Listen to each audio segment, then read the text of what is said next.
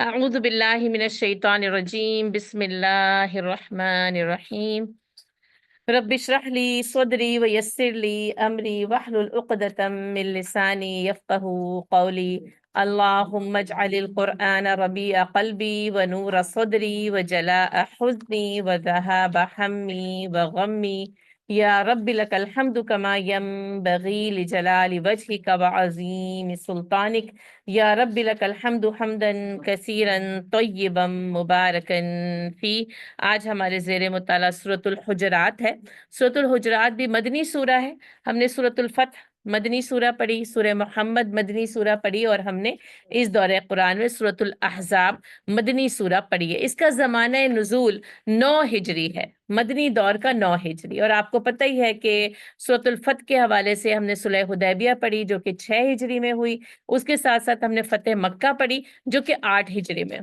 8، 8، 9 اور 10 یہ 2 سال وہ ہیں جس میں دین پورا کا پورا مکمل ہو جاتا ہے نا۔ اس کی ساری جو چیزیں، اگر جس میں کسی اصلاح کی گنجائش تھی، کوئی اللہ نے کوئی نیا حکم بھیجنا تھا، اس حکم کو قائم رکھنا تھا، یہ پورے کے پورے 2 سال ان احکام کو قائم کرنے کے اور ان احکامات کی تکمیل کرنے کے۔ تو یہ 9 ہجری کا سال ہے جس کو عام الوفود کا سال بھی کہا جاتا ہے۔ سورۃ الحجرات کا جو مرکزی مضمون ہے، دراصل یہ اسلامی آئین ہے۔ اس اسلامی آئین کی جو بنیاد ہے، جو فاؤنڈیشن ہے، وہ حقوق کے اوپر رکھی گئی ہے۔ اس میں 3 حق بہت زیادہ نمایاں ہیں۔ سب سے پہلا حق آپ سب کو پتہ ہے کس کا ہوگا؟ اللہ کا۔ بعض اوقات کبھی سمپل سوالوں کے جواب مشکل لگتے ہیں دینے، right? It's a simple answer, اللہ کا حق ہے، ٹھیک۔ اچھا، اب ویسے اس اللہ کے حق میں جب بھی اللہ کے حق کی بات ہوتی ہے، رسول اللہ صلی اللہ علیہ وسلم کا حق شامل ہوتا ہے، رسولوں کا حق شامل ہوتا ہے۔ آپ یہ بھی کہہ سکتے ہیں اور یہ کہ رسول اللہ صلی اللہ علیہ وسلم کا۔ تو اس میں ایک چیز یہاں پر ہم 2 کریں گے، 3 حقوق کی بات ہوگی، اللہ، اس کے رسول صلی اللہ علیہ وسلم کا حق، تیسرا حق تمام انسانوں کا، جس کو ہم کیا کہتے ہیں؟ حقوق العباد، حقوق العباد، ہے نا، کہ بندوں کے حق۔ اب اس سورہ میں ہم دیکھیں گے کہ یہ جو اسلام کی جو عمارت کی بنیاد ان حقوق کے اوپر قائم ہے، اس میں 3 بہت اہم ہیں: اللہ، اس کے رسول صلی اللہ علیہ وسلم کا حق، اور تمام بندوں کا حق۔ ٹھیک ہے، ہم نے سورۃ الفتح میں رسول اللہ صلی اللہ علیہ وسلم کے بارے میں، ان کی ذات کے بارے میں، ان کے مشن کے بارے میں پڑھا، اصل میں یعنی ذات کے بارے میں اتنا نہیں پڑھا۔ سورہ محمد میں ذات اور مشن دونوں تھا۔ سورۃ الحجرات میں خاص طور پر جو مرکزی نقطہ ہے وہ رسول اللہ صلی اللہ علیہ وسلم کی ذات ہے، اور رسول اللہ صلی اللہ علیہ وسلم کا حق مسلمانوں پر ان کی تمام اشیاء، جان، مال، رشتہ دار سے زیادہ اہم ہے۔ سورۃ الاحزاب میں ہم ایک جملہ پڑھ کے آئے تھے، النبی اولا بالمؤمنین انفسہم من انفسہم، کہ نبی مومنین پر ان کی اپنی جانوں سے زیادہ مقدم ہے۔ یہاں پر نبی صلی اللہ علیہ وسلم کا ادب، احترام اور تقدس، رسول اللہ صلی اللہ علیہ وسلم کے حقوق کے ضمن میں یہ موضوع ہے، اور اس کے ساتھ ساتھ یہ جو انسانی حقوق ہیں ان کو کیسے پورا کیا جائے گا۔ ٹھیک ہے، تو اس کا مرکزی مضمون کیا ہے؟ یعنی حقوق ہیں، جس میں اللہ، رسول اللہ صلی اللہ علیہ وسلم اور تمام انسانوں کے حقوق اور باہمی تعلقات کس بنیادوں پر قائم ہوں گے۔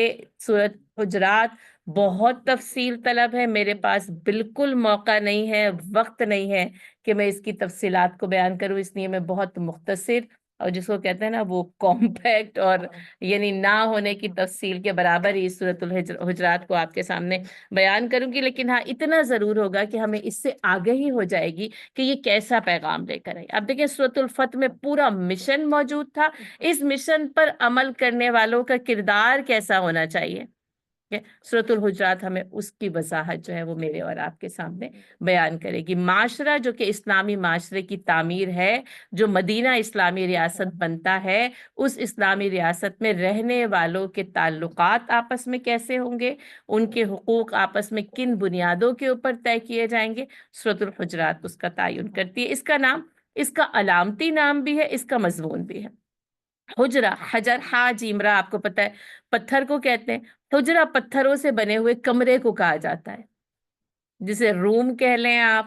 اس میں اگر آپ زیادہ آگے بڑھیں گے تو اس کو ہم اپارٹمنٹ کہہ سکتے ہیں، یا اپارٹمنٹ سے زیادہ اسٹوڈیو اپارٹمنٹ۔ آپ کو پتہ ہے آج ہمیں یہ پتہ ہے نا، وہ اسٹوڈیو اپارٹمنٹ جو وہ ایک ہی اپارٹمنٹ میں سب کچھ ہوتا ہے، تو اس حجرے کی جمع یہ حجرات ہے۔ ویسے سورۃ الحجر ہم پڑھ کر آ چکے ہیں، جو کہ اصحاب الحجر سے، کہ وہ جو پتھروں سے بناتے تھے اپنی عمارتیں اور محلات تعمیر کرتے تھے، اس کے اوپر ان کو اصحاب الحجر کہا گیا۔ لیکن یہاں پر حجرات سے مراد کمرے ہیں یا گھر، آپ ان کو گھر بھی کہہ سکتے ہیں، لیکن عام طور پر گھر کا اطلاق جن گھروں پر ہوتا ہے، ان حجرات کا اطلاق ویسے گھر پر نہیں ہوتا، اور یہ نبی صلی اللہ علیہ وسلم کے گھر کی بات کی جا رہی ہے۔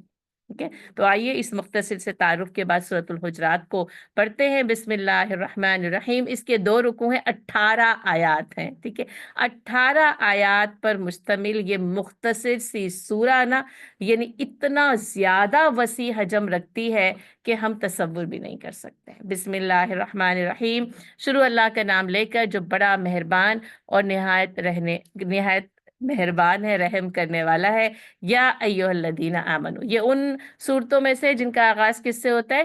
یا ایھا الذین آمنو۔ اور کس سورہ کا آغاز یا ایھا الذین آمنو سے ہوتا ہے؟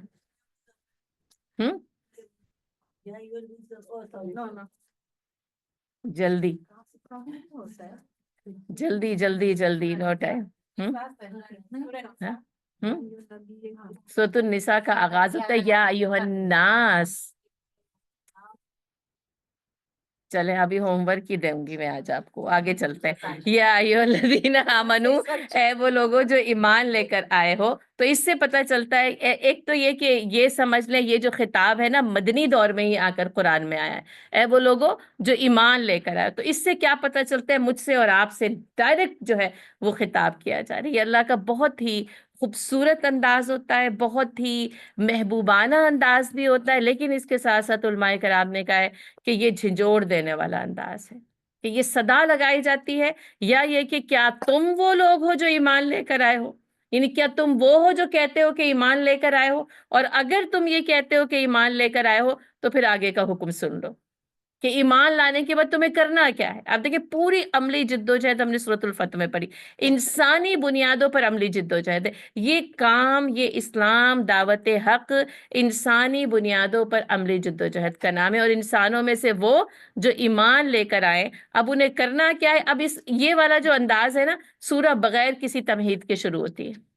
دیکھیں سورۃ الفتح بھی بغیر کسی تمہید کے شروع ہوئی، سورہ محمد بھی بغیر کسی تمہید کے شروع ہوئی۔ ہم نے حوامیم میں دیکھا کہ ایک خاص انداز سے صورتیں شروع ہوتی ہیں۔ اے وہ لوگوں جو ایمان لے کر آئے، لا تقدموا بین یدی اللہ ورسولہ، اللہ اور اس کے رسول کے سامنے پیش قدمی نہ کرو۔ ٹھیک ہے، اللہ کا حق اور اس کے رسول صلی اللہ علیہ وسلم کا حق۔ یہاں پر بس یہ خاص 2 حقوق بیان کیے جا رہے ہیں، اور کیا ہے کہ یہ تقدم جو ہوتا ہے نا، اپنے قدموں کو آگے بڑھا، ہم کہتے ہیں قدم ہے، تو اصل میں یہ قدم ہوتے ہیں جو کیا کرتے ہیں، تقدیم جس کو آپ کہتے ہیں، آگے بڑھتے جاتے ہیں۔ تاخیر کیا ہوتی ہے؟ جو کچھ پیچھے رہتا جاتا ہے۔ تو یہاں پر یہ تقدم تقدیم کے معنوں میں، آگے بڑھنے کے معنوں میں، آگے جانے کے معنوں میں، یا قدم آگے بڑھانے کے معنوں میں، دونوں معنی اس کے اندر شامل ہیں۔ بس بات کیا ہے کہ تم اپنے قدموں کو اللہ اور اس کے رسول سے آگے نہ بڑھاؤ۔ اب آپ دیکھیں اللہ ظاہر ہے وہ عرش عظیم پر استوا ہے، لیکن سامنے جو ہوتا ہے وہ کون ہوتا ہے؟ اللہ کا رسول صلی اللہ علیہ وسلم، وہ اللہ کا پیغام لے کر، اللہ کا پیامبر بنا کر۔ اس لیے یہ یاد رہے، یہ ہم سب کو معلوم بھی ہے، لیکن قرآن بار بار تذکیر کرتا ہے اس دعوت حق کی مرکزی شخصیت رسول اللہ صلی اللہ علیہ وسلم، ان کی جناب میں کسی قسم کی گستاخی کا کوئی احتمال نہیں ہے۔ ان کا ادب، احترام اور تقدس یاد رکھیے گا، اس سورۃ الحجرات میں اتنے اعلیٰ پیمانے پر بتایا گیا ہے نا، کہ اس میں ایک ذرہ برابر بھی کسی قسم کی کوتاہی ہوئی تو آگے ہم پڑھیں گے کہ کیا ہونے والا ہے۔ ٹھیک ہے، تو قدم آگے نہیں بڑھائے جا سکتے۔ واتقوا اللہ، اور اللہ سے ڈرتے رہو۔ یہ اللہ سے ڈرنے کی جو سب سے پہلی پہچان یہ ہوگی کہ تم اطاعت کرتے ہو، جو اتباع کیا ہے؟ پیچھے پیچھے چلنا، لا تقدمو، آگے نہیں جایا جا سکتا۔ ان اللہ سمیع علیم، اللہ سننے والا ہے اور تمام علم رکھتے ہیں، یعنی اگر تمہارے قدم آگے بڑھیں گے اللہ تعالیٰ ہر چیز کو جو ہے وہ خوب اچھی طرح جانتا ہے۔ اب یہ دوسرا حکم سنو، یا ایھا الذین آمنو، ہے نا، 18 آیات کی صورت میں آپ یہ کاؤنٹ کریے گا کہ یا ایھا الذین آمنو کتنی مرتبہ آیا ہے۔ اے وہ لوگوں جو ایمان لے کر آئے ہو، لا ترفعوا اصواتکم فوق صوت النبی ولا تجہروا لہ بالقول کجہر بعضکم لبعض، اور اے ایمان والو اپنی آوازیں نبی کی آواز سے بلند نہ کرو، اور نہ ہی اس کے سامنے اس طرح اونچی آواز میں بولو بعضکم ببعض، جیسے کہ تم آپس میں ایک دوسرے سے بولتے۔ تو پہلا حکم کیا ہوا؟ لا تقدمو، تقدیم نہیں ہو سکتی، قدم آگے نہیں بڑھ سکتے۔ دوسرا حکم کیا؟ لا ترفعو، آواز بلند نہیں ہو سکتی، ہے نا۔ اب آپ دیکھیں ان دونوں کا تعلق اگر ہم محسوس کریں صحابہ کرام، ظاہر ہے اس میں خاص طور پر جو خطاب وہ صحابہ کرام ہے، عام طور پر تمام اہل ایمان۔ اب نبی صلی اللہ علیہ وسلم جس وقت موجود ہیں اس وقت تو یہ بات ہمارے سامنے بہت اچھی طرح سمجھ میں آئے گی کہ وہ مجلس میں اور محفل میں موجود ہیں، آپ صلی اللہ علیہ وسلم چلتے ہیں تو ان کے آگے نہیں چلا جا سکتا، ممنوع۔ دیکھیے صحابہ کرام ہمیشہ پیچھے چلے، ٹھیک ہے۔ اسی طرح آپ صلی اللہ علیہ وسلم مجلس میں موجود ہیں تو آپ صلی اللہ علیہ وسلم کی آواز سے زیادہ کسی اور کی آواز بلند نہیں ہو سکتی، آوازیں بھی پست رہیں۔ اور آپ دیکھیں یہ بڑا مشکل کام، یعنی قدموں کو اور آوازوں کو روک لینا۔ اب ہر انسان کی ذات پر نبی صلی اللہ علیہ وسلم کی ذات کے تقدس کا پہرا بٹھایا جا رہا ہے، نہ آواز بلند کی جا سکتی ہے، نہ قدم آگے بڑھائے جا سکتے ہیں۔ اچھا اب اس حکم پر میں اور آپ کیسے عمل کریں گے؟ وہ تو خاص طور پر اس دور کے لیے تھا، اب ہم تو نبی صلی اللہ علیہ وسلم کے سامنے نہیں چل رہے اور نہ ہی ہم بات کر رہے ہیں، تو بات کہ ان کا پیغام اور ان کا حکم، نہ ہمارے قدم اس پیغام اور حکم سے آگے بڑھیں اور نہ ہی ہماری آوازیں اس پیغام اور حکم کے سامنے بلند ہوں کہ ہم کہنے لگیں کہ ہم یہ نہیں کر سکتے۔ دیکھیں ایک بات یہ ہے کہ وہ حکم اور پیغام وہ بلند رہے گا، اعلیٰ رہے گا، اور ہر انسان اس کے پیچھے اس کی اتباع کرتے ہوئے چلتا چلا جائے گا، اور جس کو کہتے ہیں نا نو ورڈز ٹو سے، خاموشی، نو وائس، اس میں کوئی وائس ریز ہی نہیں ہو سکتی کہ یہ اس دور کے لیے تھا، آج کے دور کے لیے نہیں ہے، میرے لیے نہیں ہے، میرے حالات مختلف ہیں، ہم تو امریکہ میں رہتے ہیں، ہم کیا کیا کچھ دیکھتے ہیں اور سیکھتے ہیں، وہ پورا کا پورا نظام ہمارے سامنے جو ہے وہ موجود ہے۔ تیسری بات کیا ہے؟ جب نبی صلی اللہ علیہ وسلم کی مجلس کی باتیں ہوں، آپ صلی اللہ علیہ وسلم کی سیرت کے اوپر بات کی جائے، آپ صلی اللہ علیہ وسلم کی احادیث بیان کی جائیں، تب بھی لا تقدموا لا ترفعوا، بلند نہیں کی جا سکتی، ٹھیک ہے۔ چوتھی بات کیا ہے؟ جب ہم مدینہ شریف میں موجود ہوں، روضہ رسول صلی اللہ علیہ وسلم کی زیارت کے لیے حاضر ہوں، اس وقت بھی لا تقدموا ولا ترفعوا، اب اس جگہ کا جو احترام ہے وہ ایسے واجب ہو جائے گا جیسا کہ نبی صلی اللہ علیہ وسلم کی زندگی میں تھا، ہے نا۔ دنیا کی ہر جگہ اور ہر مقام سے زیادہ بلند احترام اور تقدس جو ہے وہ اس کے اطراف میں ہوگا، ہے نا۔ اس سے ہمیں جب یہ آیت نازل ہوئی، روایات میں آتا ہے کہ یعنی امت کے 2 نیک ترین شخص ان آیات کی وجہ سے تباہ ہونے کے قریب تھے، اور ہوا یہ تھا کہ نبی صلی اللہ علیہ وسلم کی مسجد نبی میں حضرت ابوبکر صدیق رضی اللہ تعالیٰ عنہ اور حضرت عمر رضی اللہ تعالیٰ عنہ کی آوازیں بلند ہو گئیں۔ انسان ہے، آپ کو پتہ ہے، وہ باتیں کرتے ہیں، ہمارے لیے نا اس چیز کو سمجھنا شاید آسان ہے، اس لیے کہ وہ مجلس اور محفل ہمارے سامنے موجود نہیں ہے۔ جب وہ ہو، آپ کو پتہ ہے کہ انسان ہے، وہ بھاگ بھی رہے ہیں، وہ دوڑ بھی رہے ہیں، ان کے پاس کوئی جذبات بھی آ سکتے ہیں، کوئی غصہ بھی آ سکتا ہے۔ آپ کو پتہ ہے حضرت عمر رضی اللہ تعالیٰ کی شخصیت جو ہے وہ ذرا وہ جس کو کہتے ہیں جلالی شخصیت ہے، غصہ ور ہے، روب والے ہیں۔ اب وہ دونوں میں جو بات چیت ہوئی تو وہ آوازیں جو ہے وہ بلند ہو گئی، اور پتہ چلا کہ اللہ تعالیٰ نے یہ آیات جو ہے وہ نازل کر کہ اس واقعے کی وجہ سے ہمیشہ ہمیشہ کے لیے اہل ایمان کو گائیڈنس دے دی گئی کہ ایسا نہیں ہونا چاہیے، اور کہا کہ اس آیت کے نزول کے بعد جو ہے وہ حضرت عمر رضی اللہ تعالیٰ اتنی پست آواز میں بولنے لگے تھے اس محفل میں کہ لوگوں کو پوچھنا پڑتا کہ کیا کہہ رہے ہیں۔ اور آپ کو پتہ ہے بلند آواز والے کے لیے خود بخود آواز پست کرنا بہت مشکل کام۔ اچھا اسی طرح خطیب رسول صلی اللہ علیہ وسلم تھے، ثابت بن قیس رضی اللہ تعالیٰ عنہ، جن کی کیونکہ اس زمانے میں جو اسپیکر ہے اس کی آواز اگر بلند نہ ہو تو وہ بات نہیں کر سکتا، کیونکہ ہمارے پاس وہ یہ اس وقت اس اسپیکر ساؤنڈ سسٹم جو ہے وہ موجود نہیں تھا۔ تو اب یہ کہ وہ تو اس آیت کے بعد اپنے گھر میں قید ہو گئے، وہ مسجد ہی نہیں آئے۔ آپ صلی اللہ علیہ وسلم نے پوچھا کہ وہ کہاں ہے، اتنے دن سے مجلس میں محفل میں نظر نہیں آیا۔ تو ایک صحابی نے جب جا کر دریافت کیا تو کہا کہ گھر کے کمرے میں بند، اور ان کے اوپر وہ جس کو کہتے ہیں اداسی کی، غم کی کیفیت طاری ہے، اور وہ کہتے ہیں میں تو تباہ اور برباد ہو گیا، کیونکہ میری آواز تو نسبتاً قدرتاً بلند ہے، میں تو ہر مجلس میں اپنی آواز کو بلند کرتا رہا ہوں۔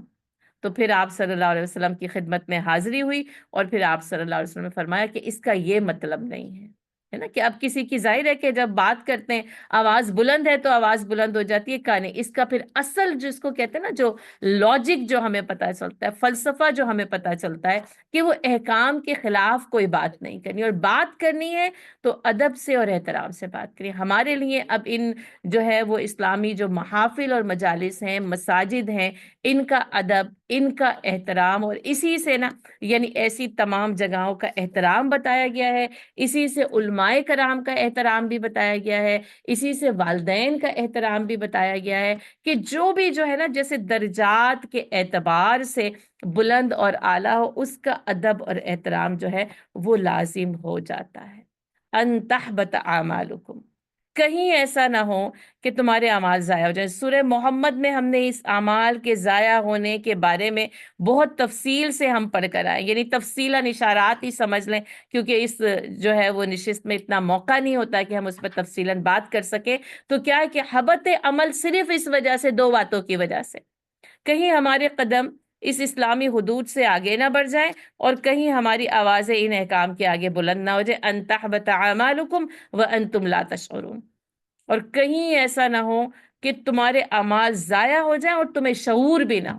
بعض اوقات کوئی ایسی بات ان اسلامی احکامات کے متعلق زبان سے نکل جاتی ہے، اور پتہ چلتا ہے کہ اس کی وجہ سے تمہارے سارے اعمال ضائع ہو جائیں گے، سمجھ میں نہ آئے، حالات سے مطابقت نہیں رکھتا حکم، خاموشی اختیار کریں۔ زیادہ اس معاملے میں بات چیت کرنے کی ضرورت ہی نہیں ہے، اور یہ مشکل کام، اتنا مشکل کام ہے۔ آپ یہ دیکھیں، ان الذین یغضون اصواتہم عند رسول اللہ، اور جو لوگ اللہ کے رسول کے حضور اپنی آوازوں کو کیا کرتے ہیں، پست رکھتے ہیں۔ دیکھیں ہم سورہ لقمان میں بھی پڑھ کر آئے نا، وغضض من صوتک، ان کا حکم تھا ہے میرے بیٹے اپنی آواز کو ذرا پست رکھنا۔ آداب جو ہے نا، ہماری جو مورل ویلیوز ہے، اس میں بہت آوازوں کا بلند کرنا، چیخنا چلانا یہ بالکل بھی پسند نہیں۔ ان انکر الاصوات لصوت الحمیر، کا سب سے بدترین آواز گدھے کی آواز ہے، جو بولتا رہتا ہے اور پتہ چلتا ہے کہ وہ کانوں کو کتنی ناگوار گزرتی ہے۔ تو کہا کہ جو اپنی آوازوں کو پست رکھتے ہیں اللہ کے رسول کے نزدیک، اولئک الذین امتحن اللہ قلوبہم للتقوی، یہی وہ لوگ ہیں جن کے دلوں کو اللہ نے تقوی کے امتحان کے لیے، جیسے جس کو کہتے ہیں نا جانچ پڑتال ان دلوں کی ہو رہی، یہ دلوں کے تقوی کا امتحان، یہ اتنا سخت امتحان ہے۔ یہ صرف اتنا نہیں ہے آوازیں بند کر لو، قدم آگے نہیں بڑھانا، یہ دل کے تقوی، اگر دلوں میں تقوی ہے تو پھر انسان، اس لیے واتقوا اللہ پہلے آ گیا تھا، ہے نا، اور اللہ نے ان کے دلوں کو اس تقوی کے لیے امتحانہ جانچ لیا ہے، جس کو کہتے ہیں نا ہمارا ایگزام ہے، آپ بڑے پریشان ہوتے ہیں، کل ہمارا ٹیسٹ ہے سسٹر شمالا، ہمیں نیند نہیں آتی، ہم اتنا پڑھتے ہیں پھر امتحان دینے آتے ہیں تو سمجھ میں نہیں آ رہا ہوتا کیا کریں۔ تو یہ امتحان سے اس امتحان کو جانچ لیں، ہے نا، جو جانچ پڑتال ہے، جو ٹیسٹ ہے کہ یہ دلوں کا ٹیسٹ ہے، یہ تحریر کا نہیں ہے کہ لکھ دیا، یہ ایک تو وہی آوازوں کا ہے، اپنے قدموں کو پیچھے رکھنے کا ہے، اور یہ دلوں کے تقوی کا امتحان ہے۔ اور جو ایسا کر لیں، ایک تو اللہ ان کے دلوں کے تقوی کی جانچ پڑتال کر رہا ہے، دوسری بات کیا، لہم مغفرہ، ان کے لیے مغفرت ہے، تیسری بات کیا، وَأَجْرٌ عَظِيمٌ، اور انہیں اجر عظیم ملے گا، یعنی اگر وہ اس امتحان میں پورے اترے تو بس ان کو کیا ملے گا، مغفرہ و اجر عظیم۔ یہ دلوں کے تقوی کا امتحان، یہ بڑی خاص اصطلاح ہے جو ہمیں یہاں پر پتہ چلتی ہے۔ ان الذین ینادونک من وراء الحجرات، اچھا اب ایک تو یہ کہ وہ آوازیں بلند اور قدم آگے بڑھانے کا معاملہ تھا، دوسری طرف یہ تھا کہ بدوی، آپ کو پتہ ہی ہے کہ ایک تو شہری ہیں جو جن کو میکنز کے ہیں آپ میں، جو مدینہ میں رہنے والے، لیکن جو مضافات میں رہنے والے ہوتے ہیں، جو آپ کو پتہ ہی ہے کہ اس سے پہلے بھی یہ مضمون گزر چکا ہے، جو گاؤں میں رہنے والے ہوتے ہیں، ذرا وہ کیا ہوتے ہیں، وہ ادب آداب سے ناواقف ہوتے ہیں، نا آشنائی ہوتی۔ اب وہ جو بدوی عربی جو چاروں طرف رہنے والے دیہاتی قسم کے لوگ تھے نا، تو وہ ان آداب سے واقف بھی نہیں تھے۔ دوسری بات کیا ہے کہ وہ نبی صلی اللہ علیہ وسلم کی مجلس میں موجود نہیں ہوتے تھے، تو کہتے ہیں نا وزٹرز جو ہوتے ہیں نا، آئے اور چلے گئے، آئے اور چلے گئے۔ اب وہ ان ادب آداب کو سمجھ نہیں رہے تھے، واقف نہیں تھے۔ اب ہوا یہ کہ وہ آئے اور رسول اللہ صلی اللہ علیہ وسلم سے انہوں نے کوئی بات کرنی ہے، اور بات کرنے کے لیے انہوں نے مسجد نبوی میں نبی صلی اللہ علیہ وسلم کو موجود نہیں پایا، تو وہ آپ صلی اللہ علیہ وسلم کے گھروں کے باہر جا کر آواز دینے لگے، ہے نا۔ اور کس طرح؟ جیسے ایک عام شخص کو آواز دیتا ہے، اور انداز کیا تھا؟ یا محمد اخرج الینا، ہمارے لیے باہر نکلو۔ اب آپ دیکھیں یہ ویسے ہی، یعنی اگر دیکھیں تو شہری آداب میں، اور دوسری بات یہ کہ اب یہ رسول اللہ صلی اللہ علیہ وسلم کی جناب میں ہے، اللہ نے آیات نازل کر دی ہے نا، اور الحجرات کا یہاں پر اکرام کیا گیا ہے۔ یہ نبی صلی اللہ علیہ وسلم کے گھر ہیں، وہی بتایا اپارٹمنٹس ہیں، یہ وہ رہائش ہے جس میں نبی صلی اللہ علیہ وسلم نے اپنی ازواج مطہرات کے ساتھ جو ہے وہ رہائش اختیار کی، اور یہی وہ حضرت عائشہ صدیقہ رضی اللہ تعالیٰ عنہ کا حجرہ مبارکہ ہے، جو کہ آج آپ صلی اللہ علیہ وسلم کا روضہ اقدس ہے۔ اور آپ کو پتہ ہے کہ اس کی جو چوڑائی اور لمبائی جو ہے وہ 8x8، زیادہ سے زیادہ 6x8، 8x8، بس یہ اس طرح کے یہ کہا نا، وہ بس ایک کمرہ ہے جو سب کچھ ہے آپ کے، کتنے آپ کے، بلکہ کیا ایک لیونگ روم ہوتا ہے، ایک ڈین ہوتا ہے، ایک فیملی روم ہوتا ہے، اور ایک زیادہ بڑا جو ہے وہ ڈرائنگ روم ہوتا ہے، جو باقاعدہ طور پر بس مہمانوں کے لیے مخصوص ہو جاتا ہے، پھر ڈائننگ الگ ہوتی ہے، پھر کچن ڈائننگ الگ ہوتا ہے، پھر بیڈ رومز الگ ہیں، ان کے باتھ رومز الگ ہیں، لانڈری رومز الگ ہیں، بچوں کے کمرے الگ ہیں، کتنے محلات میں کتنے کچھ ہم نے بنایا ہوا ہے، اور بس یہ ایک کمرہ، اور جس میں سب کچھ تھا۔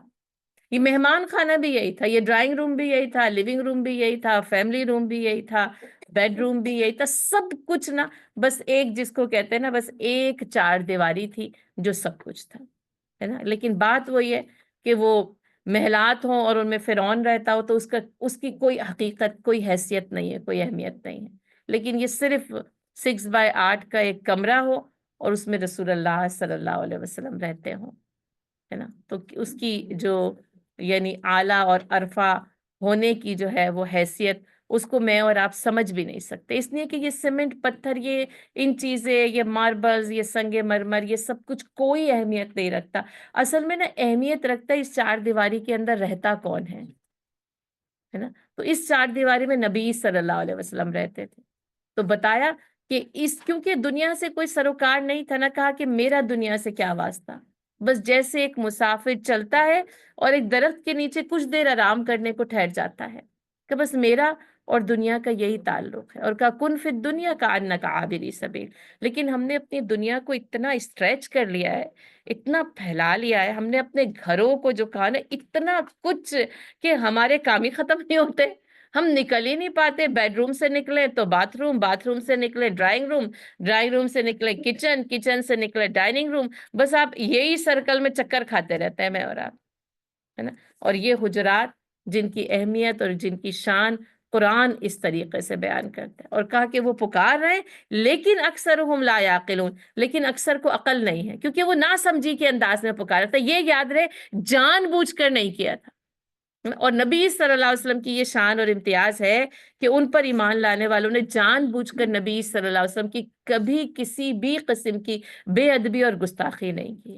ہاں یہ کہ نہ جان کر، لا علمی کی وجہ سے کچھ پیش آ جائے، کہہ دیا لا یعقلون، وہ عقل نہیں رکھتے، ان کو سمجھ نہیں ہے، ولو انہم صبروا، لیکن اگر وہ صبر کرتے، حتی تخرج الیہم، یہاں تک کہ آپ خود ان کی طرف نکل آتے، یعنی وہ پکارتے نہیں بلکہ صبر کرتے کہ وہ ان کی طرف جو ہے وہ نکل. تو کہا گیا ہے کہ وہ جو احترام کا ایک درجہ کیا ہے کہ ذرا صبر، ذرا انتظار، اور یہ کہ انبیاء کرام کے بھی، اور کہا کہ علماء کرام کے بھی دروازوں پہ جا کرنا، دستک دینا اور ان کو بلانا. حضرت عبداللہ بن عباس رضی اللہ تعالیٰ عنہ کہتے ہیں جب انہوں نے دین سیکھنا شروع کیا تو کہتے ہیں میں کسی صحابی کے دروازے پر جاتا تو وہ اندر موجود رہتا اور باہر نہ نکلتا، اور مجھے اچھا محسوس نہ ہوتا کہ میں دروازہ کھٹکھٹا کر اس کو بلاؤں، میں وہیں بیٹھ جاتا.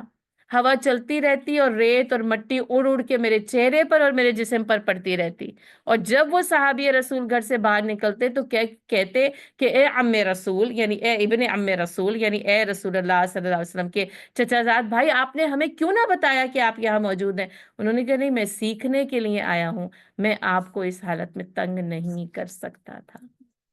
تو یہ ایک احترام اور ادب اس طریقے سے سکھایا جاتا ہے کہ صبر نہ پھر کیا کرتا ہے. پھر آپ دیکھیں کہ عبداللہ بن عباس رضی اللہ تعالیٰ عنہ کا درجہ کہاں جا کر پہنچتا ہے، کیونکہ انہوں نے احترام کیا، انہوں نے صبر کیا. یہ صبر نہ علم کے دروازے بھی کھولتے. اس صرف احترام نہ وہ کچھ دے دیتا ہے جو باقاعدہ آپ بہت ساری ڈگریاں حاصل کر کے بھی حاصل نہیں کر سکتے. اس لیے کہا کہ وہ صبر کرتے حتی تخرج الیہم. اور یہ بات پھر رسول اللہ صلی اللہ علیہ وسلم کی ذات کی بات ہے، یاد رکھیے گا، یہ کسی عام اور معمولی شخص کی بات نہیں ہے.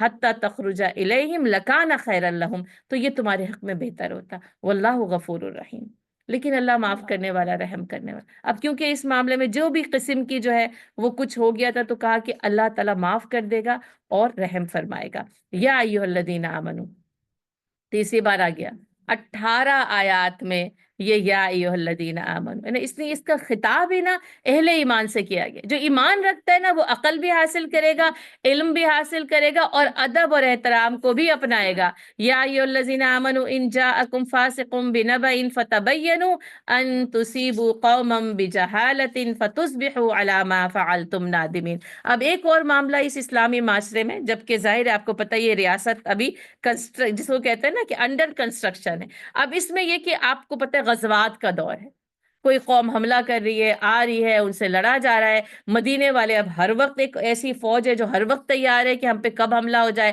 یا ہمیں کہیں جانا پڑے. تو اس سلسلے میں یہ کہ پھر جھوٹی خبریں بھی پھیلتی تھیں، جن کو ہم جو رومرز کہتے ہیں، جن کو ہم جو افواہیں کہتے ہیں. تو کہا یہ ہو سکتا ہے کہ کوئی فاسق، کوئی نافرمان، اب وہ سازشیں بھی چلتی تھی، کوئی ایسی خبر تم پر لے کر آئے کسی قوم کے بارے میں کہ وہ تم پر حملہ کرنے والی ہے، اور ایسا نہ ہو، ایسا سچ نہ ہو، ایسا حق نہ ہو. تو کہیں ایسا نہ ہو کہ تم بجہالہ، لا علمی کی وجہ سے تم ان کے اوپر چڑھائی کر دو اور فتصبحوا علی ما فعلتم نادمین، اور پھر تمہیں اپنے کیے پر نادم ہونا پڑے گا. تو ان رومرز اور افواہیں، اور آپ دیکھیں کہ آج کے دور میں بھی کیسے پھیلتی ہیں. وہ میں کہتی ہوں نا، صبح وہ 10 پہ نیوز چلتی ہے اور رات تک ہر کان اور ہر گھر پہ وہ افواہ موجود ہوتی ہے، پتہ نہیں اس میں حقیقت ہے کہ نہیں ہے. تو اس لیے ذرا اس پہ نا فوراً، اچھا ایک تو یہ اس میں ظاہر ہو سکتا ہے چینلز ہیں، کچھ نہ کچھ ان کی ریسرچ ہو.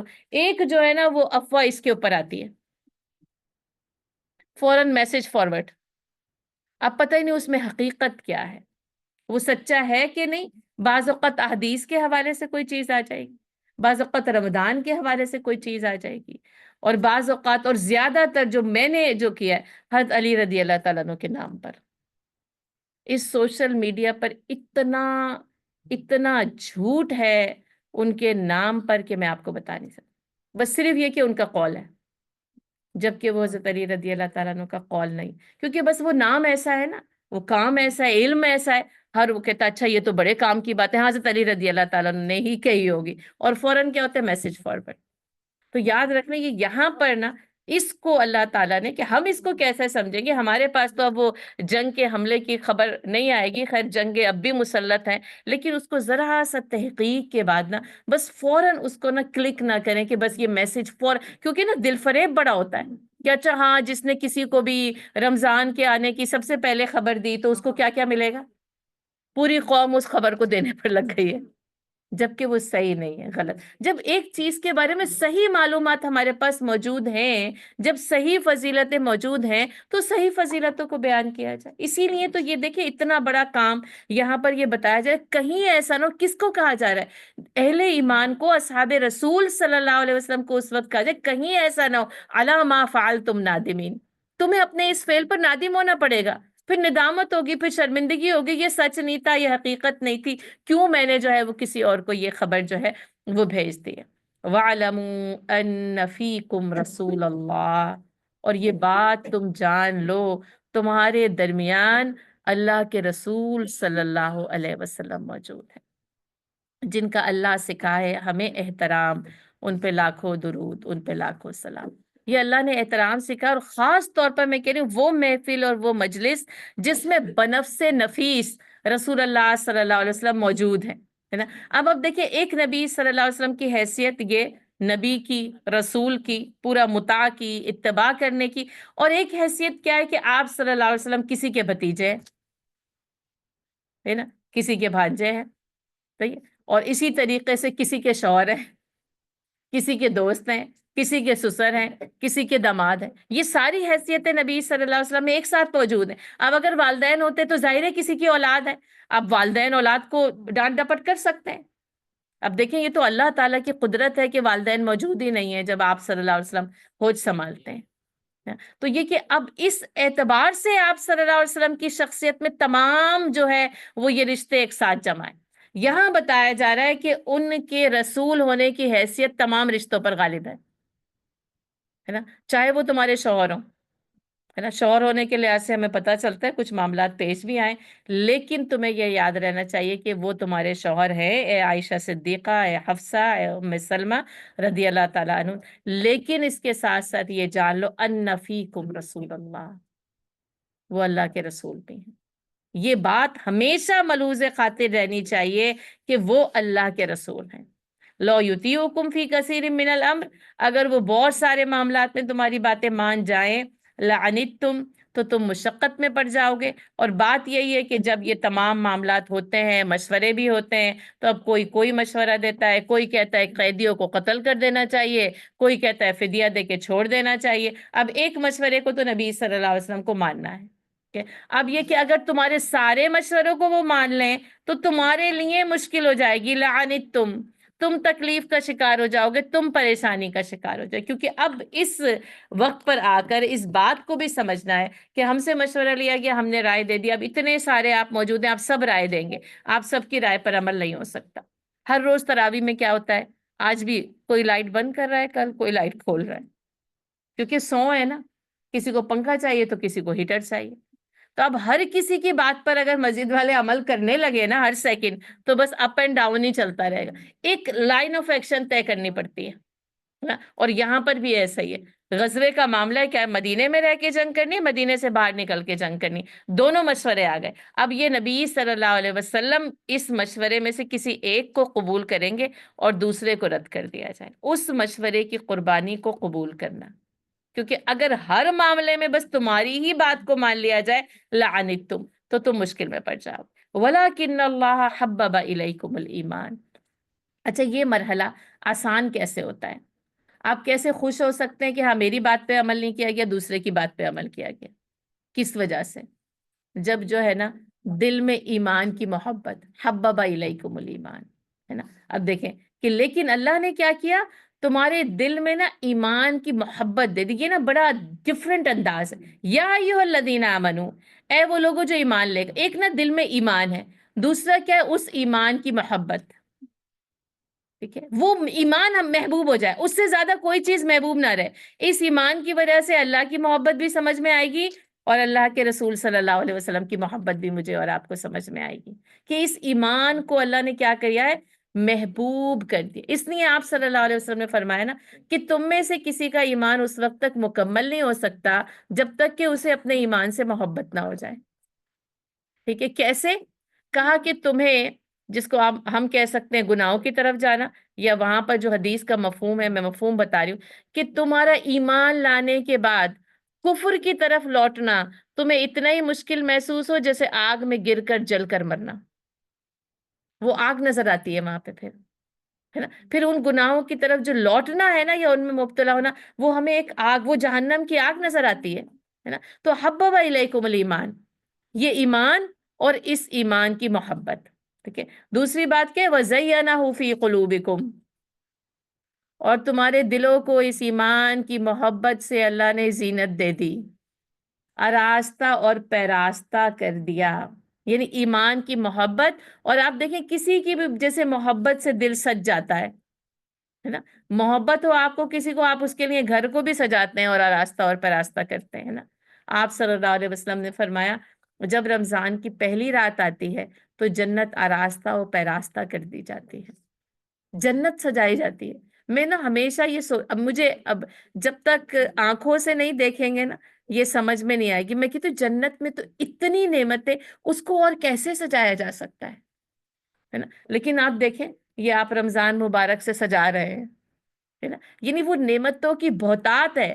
لیکن اللہ جنت کی پہلی رات سے جنت کو آراستہ اور پراستہ کر دیا جاتا ہے، پھر اس کو اور زیادہ مزین کرنا. تو ایمان پلس ایمان کی محبت، اور اس ایمان کی محبت سے دل کیا ہو، آراستہ اور پیراستہ ہو جائے، سج جائے، روشن ہو جائے. اب دیکھیں وہ حدیث جو میں نے آپ کو بتا دی، یہاں پر اسی حدیث کی یعنی اس آیت کی وہ حدیث عملی تفسیر بنتی ہے، وَكَرَّهَ إِلَيْكُمُ الْكُفْرَ، اور کفر سے تمہیں کیا ہو جائے، کراہت، ناگواری. ہوتا ہے نا کہ آپ کو بہت ہی کسی چیز سے گھن آنے لگتی ہے، یہ وہ والی کراہت ہے. آپ کہتے ہیں کہ مکروہ ہے نا، اس چیز کو میں بالکل جو ہے نا مجھے اس سے کراہت، آپ کہتے ہیں مجھے دکھاؤ بھی نہ، آپ آنکھیں بند کر لیتے ہیں کسی منظر سے، یہ وہ کراہت ہے. وَكَرَّهَ إِلَيْكُمُ الْكُفْرَ، اور تمہارے لیے کفر کیا ہو، ناگوار ہو جائے. وَالْفُسُوقُ، اور دوسری بات کیا ہے، نافرمانی. والعصیان، تیسری بات ہے یہ گناہ کے کام. اب دیکھیں یعنی ایک کفر ہے جو انکار کر رہا ہے، دوسرا کیا ہے نافرمان کی زندگی، تیسرا کیا ہے گناہگار کی زندگی. ایمان، ایمان کی محبت اور اس کی زینت، یہ تین چیزیں ہو گئیں. ان تین چیزوں کے بالمقابل آپ دیکھیں، یعنی ایمان کے بالمقابل کفر آ گیا. ایمان کی محبت ہے تو نافرمانی نہیں ہوگی، ٹھیک ہے، ایمان کی محبت نہیں ہے تو فسوق. اور یہ جو آراستہ اور پیراستہ کرنا ہے نا، یہ گناہوں سے دوری ہے. اللہم باعد بینی و بین خطایایا کما بعدت بین المشرق والمغرب. اے اللہ تم مجھے اور میری خطاؤں کو ایک دوسرے سے اتنا دور کر دے جتنی مشرق اور مغرب کے درمیان دوری ہے. اب دیکھیں یہ ایک ہمیں دعا بھی ملتی، اللہم حبب الینا الایمان، اے اللہ ہمیں ایمان کی محبت عطا کر دے. وزینا قلوبنا، اور ہمارے دلوں کو اس سے کیا کر، مزین کرتے ہے نا. وَكَرَّهَ إِلَيْنَا الْكُفْرَ وَالْفُسُوقَ وَالْعِصْيَانَ، اور ہمارے لیے جو ہے وہ کفر کو، فسق کو، عصیان کو کیا کر، بالکل ناگوار بنا دے. وَجْعَلْنَا مِنَ الرَّاشِدِينَ وَأُولَئِكَ هُمُ الرَّاشِدُونَ، اور یہ ہیں، اور آپ کو پتہ ہے یہ رشد ہدایت سے خاص ہوتا ہے نا. جب ہدایت پر عمل ہو جائے نا، ہدایت کے راستے پہ چلنے لگے، یہ رشد کہلاتا ہے. اسی سے آپ کو پتہ ہے راشد نام رکھا جاتا ہے، اور جو ہے رشید نام رکھا جاتا ہے، راشدہ اور رشیدہ نام رکھا جاتا ہے، یہ اسی راشدون سے ہے. راشدون اسم الفاعل ہے اور اس کی جمع بند. تو وجعلنا من الراشدون، اور اے اللہ تو ہمیں جو ہے ہدایت یافتہ لوگوں میں شامل کر لے، یعنی کہ جو ہدایت کی راہ پر عمل کرنا شروع کر چکے ہوں. فضلا من اللہ و نعمہ، اور یہ کیا ہے، اللہ کی طرف سے فضل اور نعمت. یہ جو ہمارے پاس ایک دعا دنیاوی مال و دولت کی زیادتی کثرت کے لحاظ سے ہم مانگتے رہتے ہیں نا، اے اللہ ہمیں اپنا فضل عطا کر دے، تو یہ سارا فضل ہم کس لیے مانگ رہے ہوتے ہیں، دنیا کے لیے مانگ رہے ہوتے ہیں. اللہ نے کہا اصل فضل اللہ کا اور نعمت ایمان کی نعمت، فضل ایمان، یہ سب سے زیادہ بڑا اللہ کا فضل ہے. اس زمین کے اوپر اور آسمان کے نیچے سب سے بڑا فضل اور نعمت کیا ہے، یہ ایمان، یہ حالت ایمان. اور یہ یا ایھا الذین آمنو، یہ ایمان والے. واللہ علیم حکیم، اور اللہ سب کچھ جاننے والا ہے اور حکمت والا ہے. وَإِن طَائِفَتَانِ مِنَ الْمُؤْمِنِينَ اقْتَتَلُوا فَأَصْلِحُوا بَيْنَهُمَا، اور اگر مومنوں کے دو گروہ آپس میں لڑ پڑے تو ان کے درمیان صلح کرا دیا کرو. تعارف میں پتہ چل گیا اسلامی معاشرے کی تعمیر ہے، اس کی بنیادیں بتائی جا رہی، ٹھیک ہے. اللہ اور اس کے رسول کا حق یہاں پر مکمل ہوا، یہاں انسانوں کے حقوق شروع ہو گئے. ٹھیک ہے، اب یہ آپس میں رہتے ہوئے من المومنین، دیکھیے دو گروہ ہیں، اب وہ آپس میں کیا کرتے ہیں، اقتتلوا، ہے نا. اب یہ نا عام طور پر بحث و مباحثہ نہیں ہے کہ تراویح 8 رکعت ہونی چاہیے کہ 20 رکعت ہونی چاہیے. آج کل یہی چل رہا ہے، ٹرینڈ ہے آج کل. یہ جب تک رمضان کی آخری رات میں یہ ٹرینڈ چلے گا، پھر نیکسٹ ایئر پھر آ جائے گا. ٹھیک ہے، تو یہ والا بحث و مباحثہ نہیں ہے، اس سے مراد میں یہ بتا رہی ہوں اقتتلوا، قتال ہے. باقاعدہ طور پر کیا ہے، دو گروہ مومنین کے تلوار لے کر ایک دوسرے کو قتل کرنے کے لیے کھڑے، اس لیے بتایا کہ یہ عام بحث و مباحثے ہیں اور یہ اقتتلوا کی بات ہو رہی ہے. دیکھیے اچھا، عام بحث و مباحثے میں بھی دونوں فریقین کو قابو میں کرنا بہت مشکل کام ہے نا، اور جب تلواریں نکل آئیں تو کتنا مشکل کام ہے نا. اس وقت کیا کہا جائے، فَأَصْلِحُوا بَيْنَهُمَا، ان دونوں کے درمیان صلح کرا دیا کرو. اب اس وقت نا کس سے روکنا ہے؟ قتال سے. اب یہ والا بھی جو بحث و مباحثہ ہے، جدال ہے، اس لڑائی جھگڑے سے روکا جائے. یہ کیا کرتا ہے؟ مومنوں کو آپس میں ٹکڑے ٹکڑے کر دیتا ہے. اور خاص طور پر یہ اتنی شدید نوبت آ گئی کہ کلہاڑیاں نکل آئی ہیں، بندوقیں نکل آئی ہیں، تلواریں نکل آئی، اقتتلوا، ایک دوسرے کو قتل کرنے لگے. تو اب باقی لوگوں کا کیا کام ہے؟ کھڑے ہو کے تماشا دیکھیں، یہ دونوں ایک دوسرے پر گولی چلا دیں اور ہم تو بچ جائیں، یا تلواریں چلا دیں یا آگ لگا دیں ایک دوسرے کے گھروں کو. فَأَصْلِحُوا بَيْنَهُمْ، پھر یہ صلح کرانی چاہیے. اور یہ ہوتا ہے بہت مشکل کام ہے نا، لیکن یہ کہ اس میں اجر بہت زیادہ رکھا ہے اور باقاعدہ حکم ہے. ٹھیک ہے، فَأَصْلِحُوا بَيْنَهُمَا، ان دونوں کے درمیان صلح کرایا جائے. اچھا، اب اس صلح کے اصول آگے ہم دیکھ لیتے ہیں. فَإِن بَغَتْ إِحْدَاهُمَا، ان میں سے ایک ہوگا بغاوت پر آمدہ. اب ہوتا ہے نا دونوں فریق، غلطی دونوں کی ہوتی ہے، لیکن کیا ہوتا ہے ایک کی زیادہ ہوتی ہے، ایک جو ہے وہ ناانصافی پر ہوتا ہے، دوسرا تو اپنے انصاف کے حق کی جنگ لڑ رہا ہوگا. یعنی یہ بہت کم ہوگا کہ دونوں فریق برابر برابر غلطی پر ہوں. عموماً کیا ہوتا ہے، جنرل رول کیا ہے، ایک ناانصافی اور بغاوت پر ہے اور دوسرا جو ہے نا اس کو دبایا جا رہا تھا اور ظلم کے ساتھ اس پر حملہ کیا گیا تھا. یہاں پر یہی صورتحال بتائی جائے، فَإِن بَغَتْ إِحْدَاهُمَا عَلَى الْأُخْرَى، اور ایک فریق دوسرے پر زیادتی کرنے والا، تو پھر فَقَاتِلُوا الَّتِي تَبْغِي حَتَّى تَفِيءَ إِلَىٰ أَمْرِ اللَّهِ، تو اب اس کے ساتھ تم قتال بھی کرو گے. ایک تو رکتا نہیں ہے، مانتا نہیں ہے، ٹھہرتا نہیں ہے، دوسرا کیا یعنی وہ زیادتی پر آمادہ ہے کہ نہیں میں تو قتل کر کے رہوں گا. تو اب مسلمانوں کے باقی امن پسند جو اس میں شامل نہیں تھے ان کو کیا حکم دیا جا رہا ہے؟ اب اس گروہ کے خلاف تم قتال کرو. بس قرآن کی یہی آیت ہے، یہی حکم ہے جس میں مسلمانوں کو ایک دوسرے کے خلاف تلوار استعمال کرنے کی اجازت دی گئی ہے. اور اس کی وجہ کیا ہے؟ زیادتی. فَإِن بَغَتْ إِحْدَاهُمَا عَلَى الْأُخْرَى، ایک ان میں سے ایک دوسرے پر زیادتی کرے تو پھر اس کا جو رد ہے، اس کا جو توڑ ہے وہ فَقَاتِلُوا، تلوار کے ذریعے کے، یعنی طاقت اور قوت کے ساتھ کیا جائے. اس کو طاقت اور قوت کے ساتھ اس بغاوت سے، اس ناانصافی سے، اس ظلم سے روکا جائے گا، حَتَّى تَفِيءَ إِلَىٰ أَمْرِ اللَّهِ، یہاں تک کہ وہ اللہ کے امر کی طرف، اللہ کے حکم کی طرف لوٹ آئے. اور جس وقت وہ لوٹ آئے گا، فَإِن فَاءَتْ، اور جب کہ وہ لوٹ آئے، فَأَصْلِحُوا بَيْنَهُمَا بِالْعَدْلِ وَأَقْسِطُوا، تو اب دونوں کے درمیان عدل اور انصاف کے ساتھ صلح کرا دو. ٹھیک ہے، اب جب وہ مان جائے نا، اب قتال کا اور تلوار اٹھانے کا کوئی موقع نہیں، جبکہ وہ کہے کہ ہاں. اب کیونکہ نا جس کو کہا جاتا ہے نا کہ کچھ لوگ باتوں سے نہیں سمجھتے، قوت سے ہی سمجھتے ہیں، ہے نا، ان کے لیے تلوار کی، ان کے لیے ذرا مار کی، ذرا سختی کی ضرورت ہوتی ہے. آپ کا ایک بچہ تو آپ کی آنکھ کا اشارہ سمجھ جاتا ہے، دوسرا آواز سے سمجھ، تیسرے کے لیے آپ کو کہنا پڑتا ہے کہ ذرا تم کر کے دیکھو پھر میں تمہیں بتاتی ہوں، پھر وہ رکتا ہے.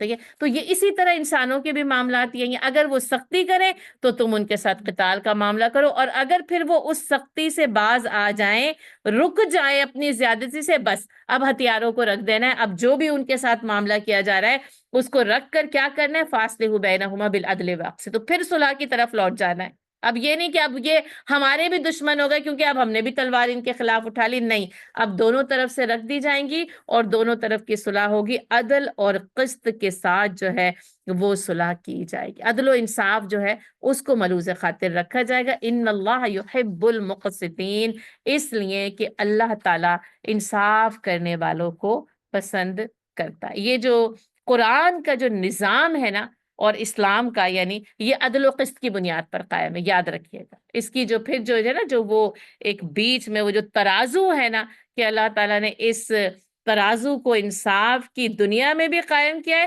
آخرت میں بھی رکھی جائے گی نا. اور یہ معاشرے کی بنیاد، یہ جو اس کا سب سے بڑا یہ جو لیجسلیٹو سسٹم ہے، یہ جو عدلیہ ہے، بالعدل واقسطوا ان اللہ یحب المقسطین، اور اس عدل کی بنیاد پر لوگوں کو انصاف دلایا جائے گا. زیادتی کرنے والوں سے جنگ کی صورت بھی پیش آئے نا تو جنگ بھی کی جائے گی، یہاں تک کہ وہ عدل و انصاف کی طرف آ جائیں. انما المؤمنون اخوہ، اور مومنین کیا ہیں؟ آپس میں ایک دوسرے کے بھائی، جس کو آپ برادر ہوڈ کہتے ہیں، جس کو موافقات کہا جاتا ہے، جس کو اخوت، جس کو بھائی چارہ، یہ نا عالمگیر بھائی چارہ ہے جسے کو کہتے ہیں یونیورسل برادر ہوڈ ہے. بس ایک چیز نا ایمان ہے نا، اس لیے اس میں آپ دیکھیں کہ ایمان کا سرکل ہے، اور پھر اس میں بیچ میں ڈاٹ، اور پھر چاروں طرف ڈاٹ ڈاٹ ڈاٹ کے ساتھ ہمیں مضامین جو ہے وہ سکھائے جا رہے ہیں. تو جو اہل ایمان ہے وہ کیا ہے؟ آپس میں ایک دوسرے کے بھائی بھائی. یہ ایک عالمگیر یونیورسل برادرہڈ ہے جس میں اسلام ایمان سب کو ایک ساتھ کیا کرتا ہے؟ اخوت کے رشتے میں منسلک کرتا ہے. کہ آپ اس وقت بھی آپ دیکھیں اس پلیٹ فارم پر ہمارا آپس میں ایک دوسرے سے کوئی نسبی ذوی الارحام کا کوئی ایسا جو ہے وہ تعلق نہیں ہے. ہاں وطن ایک ہے، سب کا ایک بھی نہیں ہے، پھر آوازیں، زبانیں، رنگ، نسلیں سب مختلف. اور آپ ویسے بھی یہاں پر دیکھیں تو اس ملک میں، شہر میں آئیں، آپ مسجد میں رات کو آئیں، ساری قومیں آپ کو ایک ساتھ نظر آ جاتی ہیں. آپ حرم میں جائیں، کتنے رنگ، کتنی قومیں، کتنی زبانیں، بس لیکن ایمان کا جو رشتہ ہے نا، سب کو ایک لڑی کے اندر جیسے نا موتی وہ پروئے جاتے ہیں. بس یہ ایمان سب کو کیا کرتا ہے؟ اکٹھا کر دیتا ہے. یہ محبت کا رشتہ ہے ایک دوسرے سے. ایک باقی رشتے ہیں جو بھائی بہن، والدین، اولاد، چچا، ماموں، پھوپھی، وہ ایک الگ رشتہ ہے. اور یہ ایمان کا رشتہ کیا کرتا ہے؟ ایک دوسرے کے دل کو ایمان کے رشتے کے ساتھ جوڑ دیتا ہے. یہ انسان، یہ مسلمانوں کی ایک عالمگیر برادری ہے، اور یہی مساوات ہے جو اسلام نے نا میرے اور آپ کے سامنے رکھے. یاد رکھیے آپ صلی اللہ علیہ وسلم کا آخری خطبہ حجت الوداع جو ہے وہ دیکھ لیجئے، ہے نا. تم سب کے سب کیا ہو؟ آدم علیہ السلام کی اولاد. کسی عربی کو عجمی پر، کسی عجمی کو عربی پر، کسی یعنی سرخ کو سفید پر، اور کسی سفید کو کسی سرخ پر کوئی فضیلت حاصل نہیں ہے. انما المؤمنون وہاں حضرت بلال رضی اللہ تعالیٰ عنہ اور یہ حضرت ابوبکر صدیق رضی اللہ تعالیٰ عنہ. بے شک وہ ان کو خرید کر آزاد کراتے ہیں، لیکن اس مجلس میں پھر دونوں جو ہے نا وہ برابر برابر کی بنیاد پر کھڑے ہوتے ہیں. بلکہ حضرت بلال رضی اللہ تعالیٰ عنہ تو مکے کی چھت پہ کھڑے ہو کے اذان دیتے ہیں. یہ اسلام نا ایسے بلند کرتا ہے درجات کو. اس میں کوئی فرق نہیں پڑتا کہ کوئی غلام ہے، حبشی النسل ہے، سیاہ فام ہے، کون گورا ہے، کون کالا ہے، کون گندمی. اس میں صرف اور صرف بس ایمان ایک دوسرے کو اکٹھا کرتے ہیں. اعمال کے لحاظ سے کیا ہوتے ہیں؟ وَلِكُلٍّ دَرَجَاتٌ مِّمَّا عَمِلُوا. درجات اعمال کے لحاظ سے مرتب ہوتے ہیں. ایمان سب کو کیا کرتا ہے؟ اکٹھا کر دیتا ہے. اچھا آپ دیکھیں مواقعات، ذرا سلائیڈ دیکھیں ہے نا. آپ صلی اللہ علیہ وسلم نے جب مدینہ ہجرت کی تو صحابہ کرام کے درمیان مواقعات کرائی، ہے نا. ایک کو دوسرے کا بھائی بنا دیا. اور یہ رشتہ اس وقت اتنا مضبوط ہوا تھا مواقعات کے نام سے. یہ ہمارے سامنے جو ہے وہ تاریخ کے صفحات پر موجود ہے کہ انصار مدینہ نے اپنے باغات، جیسے اپنے دل کھولے نا، دل کا امتحان ہے، اپنے باغات، اپنے گھر، اپنے مال مہاجرین مکہ کے لیے کھول دیے تھے. ایک کو ایک کا بھائی بنا دیا تھا، ہے نا. اور یہ اس لیے کیا تھا کہ یہ جتنے یہ مہاجرین آ رہے ہیں، ان کی آباد کاری کا مسئلہ ہے، ان کے کھانے پینے کا، رہنے کا مسئلہ ہے. تو ایک کو ایک کا کفیل بنا کر، اور کفالت بھی نہیں بلکہ مواقعات کا رشتہ، کہ جیسے اپنے بھائی کے لیے کیا جاتا ہے ویسے ہی اپنے بھائی کے لیے یہ کام کر.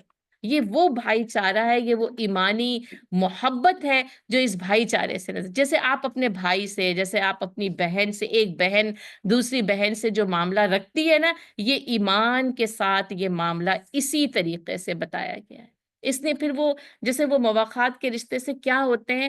باہم آپس میں محبت کے ساتھ یہ ایمانی رشتہ منسلک ہو جاتا ہے. اور اس لیے بھی کہ یہ اخوت نہ سب کو ایک بنا دے، یکتا بنا دے.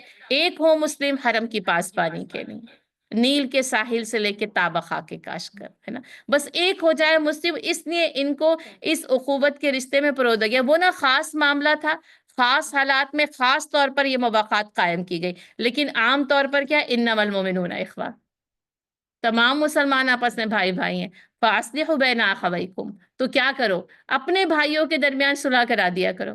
اب آپ دیکھیں کہ آپ کے 2 بھائی ہوں، 4 ہوں، جتنے بھی، کیا آپ میں سے کوئی بھی 2 بھائی آپس میں لڑ لیں، کیا کریں گے آپ؟ تماشا دیکھیں گے بیٹھ کے؟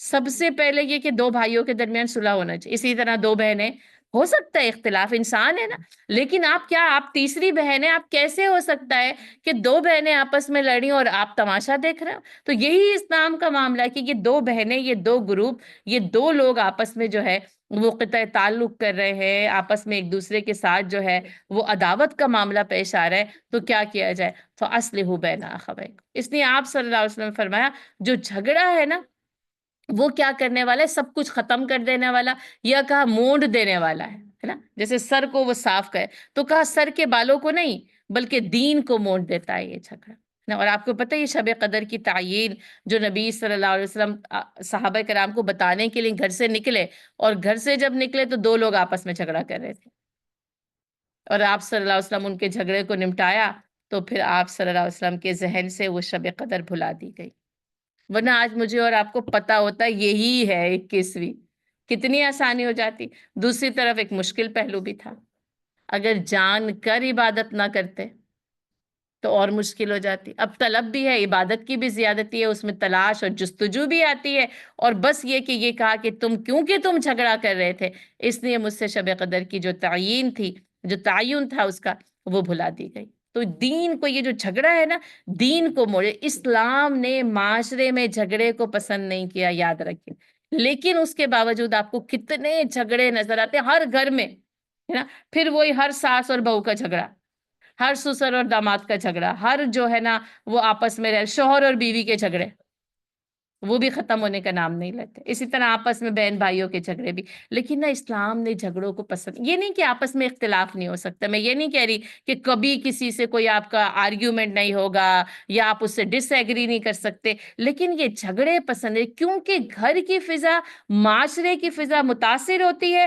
اور اس متاثر ہونے میں نقصان انسانیت کا، تو وہ سکون سے نہیں رہ سکتی، آرام سے نہیں رہ سکتی، وہ کنسٹرکٹیو جو ہے وہ ورک نہیں کر سکتی اگر گھر میں رہنے والوں کے درمیان جھگڑا ہے۔ اگر مومنوں کے درمیان آپس کے تعلقات ٹھیک نہیں ہوں گے تو کہاں سے امت مسلمہ یہ دعوت کا کام کرے گی؟ کہاں سے اخرجت للناس تعمرون بالمعروف وتنہون عن المنکر کرے گی؟ اور آپ دیکھ لیں جو کچھ ہو رہا ہے یہ انہی ساری چیزوں کا نتیجہ۔ اللہ تعالی ہمیں جو ہے وہ حل پہلے ہی بتا دیا اللہ نے، اور کیا کرو؟ فاصلحوا بین اخویکم، اور 2 شخصوں کے درمیان صلح کرا دیا کرو۔ واتقوا اللہ لعلکم ترحمون، اور اللہ سے ڈرتے رہو تاکہ تم پر رحم کیا جائے۔ تقوی اللہ کی رحمت کے دروازے کھول دیتا ہے۔ یا ایھا الذین آمنوا، اے وہ لوگوں جو ایمان لے کر آئے ہو، لا یسخر قوم من قوم عسیٰ ان یکونوا خیرا منہم، کوئی قوم دوسری قوم کا مذاق نہ اڑائے، ہو سکتا ہے کہ وہ ان سے بہتر ہوں۔ اب ان آیات میں ہم دیکھیں گے اس رکوع کے شروع میں 6 احکامات آئے، معاشرتی جو آپس کے تعلقات ہیں، جو معاشرتی آداب۔ اچھا، پہلے کہا نا کہ فاصلحوا بین اخویکم، یہ آداب وہ بتاتے ہیں جھگڑا ہونے ہی نہ پائے۔ یہ جو 6 کے 6 آگے ہم پڑھ رہے ہیں نا احکام، ان کی وجہ سے بیسیکلی جو بنیادی طور پر جھگڑا ہے ان باتوں کی وجہ سے شروع ہوتا ہے، اس لیے ان کی اصلاح کی گئی، معاشرے کی اصلاح کی گئی ہے۔ یہ معاشرتی اصلاح کا 6 نکاتی پروگرام ہے جو دے دیا گیا۔ ہر معاشرے کی بنیاد اس 6 نکاتی پروگرام کے تحت ہو جائے، آپ دیکھیں گے کہ معاشرہ کس ترقی پر گامزن ہوگا۔ سب سے پہلی بات کیا ہے؟ تمسخر اڑانا، مذاق اڑانا۔ یاد رکھ لیں، مذاق کرنا ممنوع نہیں ہے، مذاق اڑانا ممنوع ہے۔ دونوں میں بہت فرق ہے۔ ایک مزاح، ایک شوخی، ایک شگفتگی، آپ مسکراتے ہیں، کسی اور کو بھی کوئی بات کہہ کر جو ہے وہ بھی اس سے اس کا دل خوش ہوتا ہے، وہ بھی مسکراتی ہے۔ لیکن مذاق اڑانا، تمسخر اڑانا، کسی کے اوپر ہنسنا اور ہنسانا، اور یہ جتنے کامیڈینز ہیں نا یہ تمسخر کرتے ہیں، وہ خوش شگفتگی نہیں ہے۔ آپ ایک ماحول میں شگفتگی ہوتی ہے نا، یہ وہ شگفتگی نہیں ہے، یہ کیا ہے کہ دوسرے کا مذاق اڑانا ہے، دوسروں پر ہنسنا اور ہنسانا ہے۔ کوئی آ جائے، کوئی گر جائے، لوگ ہنسنا شروع کر دیتے ہیں۔ اس کے گرنے کا کیا کر رہے ہیں آپ؟ مذاق اڑا رہے ہیں، اور یہ نہیں پتا بیچارے اس کو کوئی چوٹ لگ گئی ہے، ہو سکتا ہے بیچارہ کسی اور مشکل میں تھا۔ تو اور کسی بھی وجہ سے، کسی انسان کی، یعنی انسان کے اندر کسی کمی کی وجہ سے، کسی خامی کی وجہ سے وہ آگے عیب بیان کرنا الگ آ رہا ہے، لیکن یہاں پر کیا، بعض اوقات آپ کسی خامی کی وجہ سے مذاق اڑاتے ہیں، بعض اوقات آپ کسی کا کسی بھی وجہ سے مذاق اڑاتے ہیں، یا یہ کہ وہ ہیبٹ بن جاتی ہے، اس ہیبٹ کی وجہ سے آپ کیا کر رہے ہوتے ہیں؟ کسی اور کا مذاق اڑا رہے ہیں۔ اور یہ کہ کسی انسان کی یعنی چال ہے، کسی انسان کی گفتگو ہے، کسی انسان کا کوئی بھی کام ہے، بس اس کا مذاق اڑانا شروع کیا جاتا ہے، اور زندگی بھر اس کی اس چیز کا مذاق اڑایا جاتا ہے۔ اب یہ انسان کے دل پہ کیا اثرات مرتب کرے گا، آپ سوچیں، یعنی آپ میرا یا میں آپ میں سے، کہ کیسے دل جو ہے، کیا اس شخص کے ساتھ جو ہے وہ اخوہ کے ساتھ، اخوت کے ساتھ جڑ سکتا ہے، برادرہڈ کے ساتھ جڑ سکتا ہے؟ اور آج تو وہی حالت ہے کہ اپنے سگے بہن بھائیوں کا بھی مذاق اڑا لیا جاتا ہے۔ اخلاقی گراوٹ، اخلاقی پستی، یہ معاشرے کو نا اخلاق کے اعلیٰ درجے پر پہنچائے، کیونکہ اہل ایمان کا معاشرہ ہے، اس میں اعلیٰ اخلاق ہونے چاہیے۔ اس میں سب سے پہلی بات کیا کہی کہ کوئی قوم کسی قوم کا تمسخر نہ۔ اچھا، اب ایک بات، بحیثیت قوم کسی قوم کا مذاق اڑانا، اب جیسے کہا نا، اب کیا ہے، گورے کالوں کا مذاق اڑاتے ہیں کہ نہیں اڑاتے ہیں، ہے نا؟ اور میں ہمیشہ کہتی ہوں پاکستانی بنگالیوں کا مذاق اڑاتے ہیں کہ نہیں اڑاتے ہیں۔ اچھا، اردو بولنے والے پنجابیوں کا مذاق اڑاتے ہیں، یا پٹھانوں کا مذاق اڑائیں گے؟ یہ ایک قوم کا مذاق اڑا رہی ہے، یاد رکھیں۔ سکھوں کے لطیفے مشہور ہیں، ٹھیک ہے، وہ آئرش لوگوں کے لطیفے بہت مشہور ہیں۔ ایک قوم دوسری قوم کا مذاق یہ قوموں کا مذاق اڑانا ہے۔ اگر اس میں قوم کے لفظ کو ہم قوم سے تعین کریں نا، تو یہ جو قوموں کا مذاق اڑاتے، اور بس اس مذاق کو بس نا وہ تسلیم کر لیا ہے ہم نے، کہ ان کی اس چیز کا مذاق ہم نے اڑانا ہی اڑانا ہے، ان کے تلفظ کا، ان کے ایکسنٹ کا، ان کے پہننے اوڑھنے کا، ان کے رہن سے، کسی بھی چیز کا آپ اڑا رہے ہیں، یہ ایک قوم کا مذاق اڑاتی ہے۔ تو بحیثیت نیشن، ایک نیشن کا مذاق اڑانا۔ ابھی دیکھیں آپ پچھلے دنوں یہ جو یوکرین کا بیچارہ ہی کہوں گی پریزیڈنٹ، کس قدر اس کا مذاق اڑایا گیا۔ ایک قوم نے دوسری قوم کے حکمران کا کس طریقے سے اس کی عزت نفس کی دھجیاں بکھیری گئی ہیں۔ ایک قوم دوسرے قوم کا مذاق اڑاتی ہے۔ میں پولیٹکس پہ بات نہیں کری، ایک جنرل رول ہے۔ تو اسلام نے نا اس چیز کو ہمیں پہلے سے ہی جو ہے نا وہ بیان کر دیا کہ کوئی قوم کسی قوم کا مذاق نہیں اڑا سکتی۔ کیوں نہیں اڑا سکتی؟ وجہ یہ عسیٰ ان یکونوا خیرا منہم، اس کا ایکسنٹ تو اچھا نہیں ہے، لیکن پتہ نہیں وہ ایمان میں کہاں تک پہنچا ہوا ہے، اور پتہ نہیں، یعنی اب کافر بھی ہے تو اس لیے نہیں کہ کافروں کا مذاق اڑا لیں کہ وہ اہل ایمان ہے، پتہ نہیں اللہ تعالیٰ اس کو کب جو ہے وہ ہدایت دے دے۔ حضرت بلال کا مذاق ہی اڑایا جا رہا تھا، کس طریقے سے ان کی تحقیر اور توہین کی گئی ہے، کتنا ظلم و ستم کیا گیا، اللہ نے ان کو کس درجے پر پہنچایا ہے۔ اس کی تحقیر اور توہین، وہ خود کہاں گیا، اور جو وہ مذاق اڑا رہا تھا، تو اس مذاق اڑانے والوں کو اللہ نے جو ہے وہ، یعنی جن کا اڑایا گیا مذاق، اللہ نے ان کو کیا درجہ عطا کر دی۔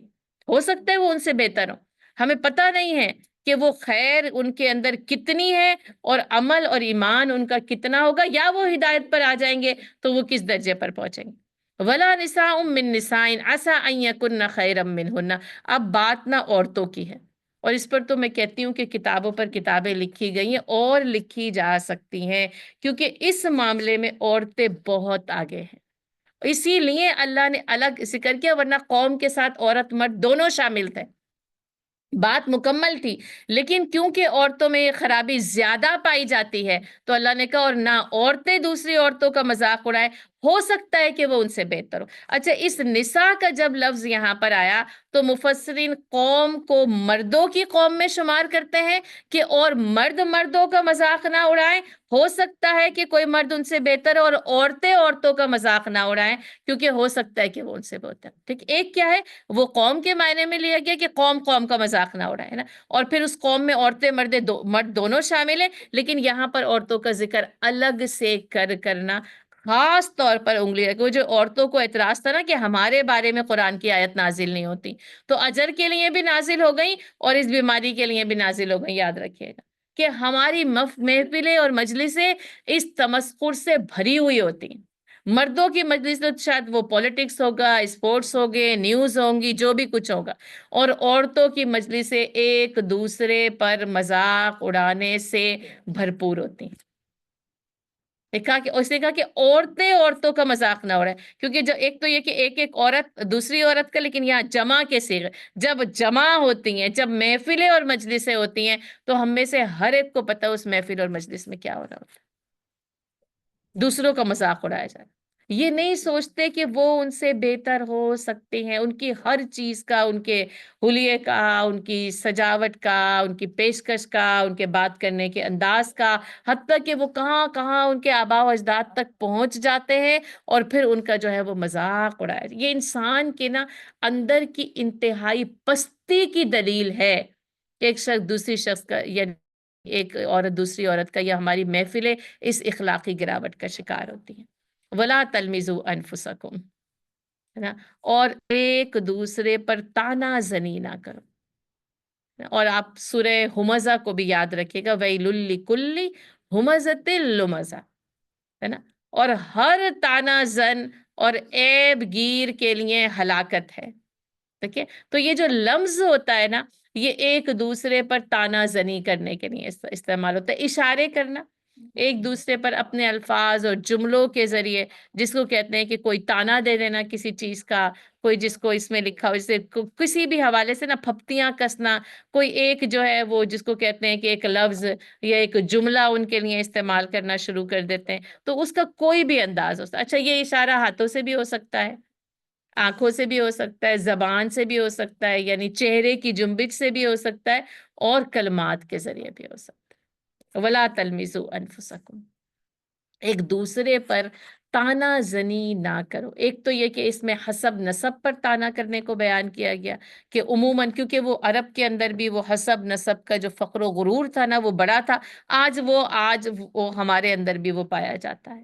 تو یہ کہ کسی کا اگر کچھ مختلف ہے، اور پھر یہ کہ تم پہلے کیا تھے اور کیا کرتے تھے، کیا مجھے پتا نہیں ہے کہ تمہاری سوچ کیا ہے؟ ہم تو سوچے تک کھنگال لیتے ہیں نا، ہم کہتے ہیں مجھے پتا ہے تمہارے دل میں کیا ہے، پتہ نہیں اس کے دل میں کیا، ہم نے کہہ دیا تمہارے دل میں کیا، تم نے اسی لیے میرے ساتھ یہ سلوک کیا ہے، ہمیں پتہ ہی نہیں اس کے دل میں کیا ہے، پتہ نہیں کس بات پر اداس ہو سکتی ہے، غمگین ہو سکتی ہے، پتہ نہیں اس کے سر میں درد ہو رہا ہے، پتہ نہیں اس کو کیا مسئلہ ہے، ہم کہتے نہیں مجھے پتہ ہے تم میرے ساتھ ہمیشہ ایسا ہی کرتی ہو، مجھے پتہ ہے کیوں کرتی ہو، حالانکہ پتہ نہیں ہے، لیکن ہم نے ازیوم کر لیتے ہیں، بس ہم سوچ لیتے ہیں، اور ازیوم کیا کرتے ہیں، اس پہ یقین کر لیتے ہیں، اس پر بلیو کر لیتے ہیں، بس یہ اس وجہ سے اس لیے ہی ایسا ہوا ہوگا، اور اس کے بعد کیا کرتے ہیں، اس کو لان تان شروع کر دیتے ہیں۔ اور آپ دیکھیں یہ ساری بات، کسی کا تمسخر مذاق اڑانا، کسی کو لان تان کرے، کیا کرتا ہے، اس کا سیدھا ڈائریکٹ حملہ ٹارگٹ کہاں ہوتا ہے، دل پہ ہوتا ہے،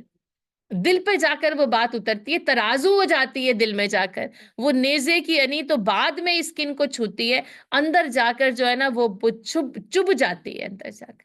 تو وَلَا تَلْمِزُوا أَنفُسَكُمْ۔ تیسری بات کہ وَلَا تَنَابَزُوا بِالْأَلْقَابِ، اور آپس میں ایک دوسرے کو برے القاب سے یاد نہ کرو، ہے نا، نام بھی لکھا گیا، لیکن آپ دیکھیں کہ یہاں پر القاب، یہ کہ نام تو ایک انسان کا ہے نا، اس میں ذات، اس میں علم، مختلف القابات کے ذریعے جو ہے وہ اس کو یاد کر لینا، پتہ نہیں کتنی چیزیں، یعنی ان کے نام جو ہے وہ مختلف طور پر جو ہے وہ رکھ دیے جاتے ہیں، جیسے کہا کسی لنگڑے کو لنگڑا کہہ کر پکارنا، ایک تو وہ ویسے ہی لنگڑا، میں ہمیشہ یہ کہتی ہوں نا کہ میں موٹی ہوں، لیکن آپ مجھے کہیں کہ میں موٹی ہوں، مجھے بہت برا لگتا ہے، ہر موٹے کو برا لگتا ہے، یہ بھی بتا دوں، ہے نا، ہر کالے کو برا لگے گا اگر آپ اسے کالا کہیں گے، ہے نا؟ کیونکہ وہ نام ایسا بن گیا نا، تو ہر وہ انسان جس کے اندر کوئی اندھا ہے، اور آپ بار بار اس کو اندھا کہتے ہیں، آپ سوچیں، نام ہی مشہور ہو جاتا ہے اندھا، یا لنگڑا، یا بہرا، یا کانا، مطلب آپ سوچیں کہ اس شخص کو کتنی تکلیف ہوتی ہوگی اس چیز سے، کوئی بھی ایسی چیز، ہے نا؟ تو یہ کہ وَلَا تَنَابَزُوا بِالْأَلْقَابِ، ہے نا، برے القاب سے کسی کو بھی جو ہے وہ نہ پکارا جائے، نہ یاد کیجیے، یعنی یہ کہ ان کو ایک طریقے سے جیسے جس کو کہتے ہیں نا اندر سے ان کو ابھارنا ہے برائی کرنے پر، اپنے سے دور کرنے پر، یہ انسانی معاشرہ جب ایمانی رشتے میں منسلک ہوتا ہے نا، اس کے اندر یہ خرابیاں نہیں ہونی چاہیے. جیسے معاشرے کی خرابیوں کا نا جو کہتے ہیں وہ رگ سے وہ پھوڑے کو نکال کر سرجری کرنا نا، یہ معاشرے کی سرجری کر رہا ہے قرآن، کہ تمہارے اندر یہ برائیاں پائی جاتی ہیں، یہ کینسر تمہارے اندر موجود ہے، اس کی سرجری ضروری ہے.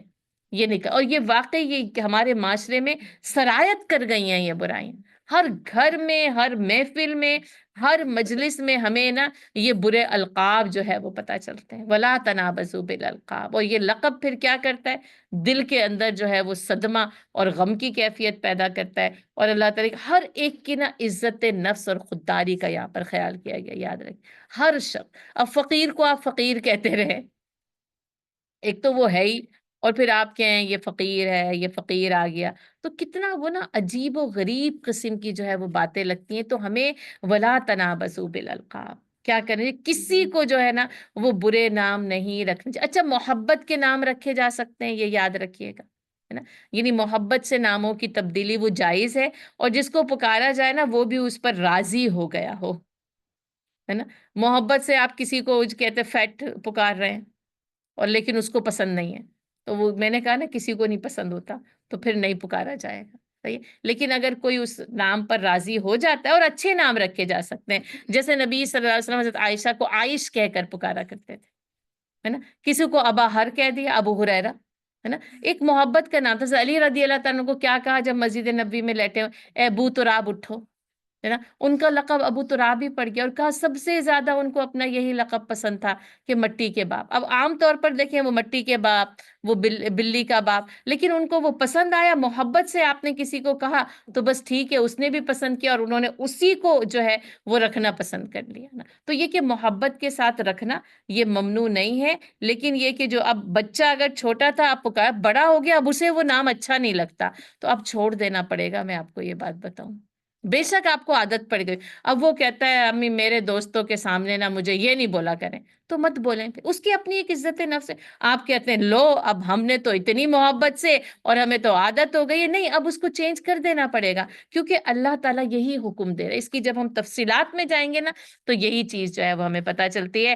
بئس الاسم الفسوق بعد الایمان، اور ایمان لانے کے بعد آپ دیکھیں وہاں پہ پڑھا تھا نا وَكَرَّهَ إِلَيْكُمُ الْكُفْرَ وَالْفُسُوقَ وَالْعِصْيَانَ، تو یہاں پہ یہ فسق ہے، یہ نافرمانی ہے، کہ اللہ تعالیٰ چاہتا نہیں ہے کہ معاشرے میں یہ برائیاں ہوں، لیکن اس کے باوجود ہم ان برائیوں پر عمل کر رہے ہیں. تو کہا بئس الاسم الفسوق بعد الایمان، ایمان کے بعد نافرمانی میں نام پیدا کرنا بئسا بہت برا ہے. یعنی ایمان لانے کے بعد تم یہ حرکتیں کرو اور ایسی نافرمانی میں آگے پڑھو تو یہ بہت برا ہے. وَمَن لَّمْ يَتُبْ فَأُولَٰئِكَ هُمُ الظَّالِمُونَ، اگر جنہوں نے توبہ نہ کی تو یہی ظلم کرنے والے. اب کیا بات توبہ کا راستہ کھلا ہے، جو کچھ اس سے پہلے ہو چکا ہے اس زمین میں اور بہت کچھ ہو چکا نا، تو کیا کریں؟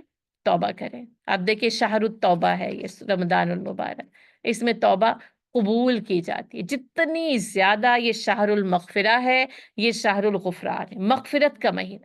اور بدنصیب ہے وہ جو اس رمضان کے مہینے کو پائے اور اپنی مغفرت نہ کرا لے، ہے نا. تو توبہ کے ذریعے اللہ تعالیٰ کو راضی کرے، اور یہاں تک کہ پھر وہی مغفرہ و اجر عظیم جو ہے وہ حاصل ہو جائے. وَمَن لَّمْ يَتُبْ، لیکن اگر کوئی توبہ نہیں کرتا فَأُولَٰئِكَ هُمُ الظَّالِمُونَ، تو وہی ظالم ہے.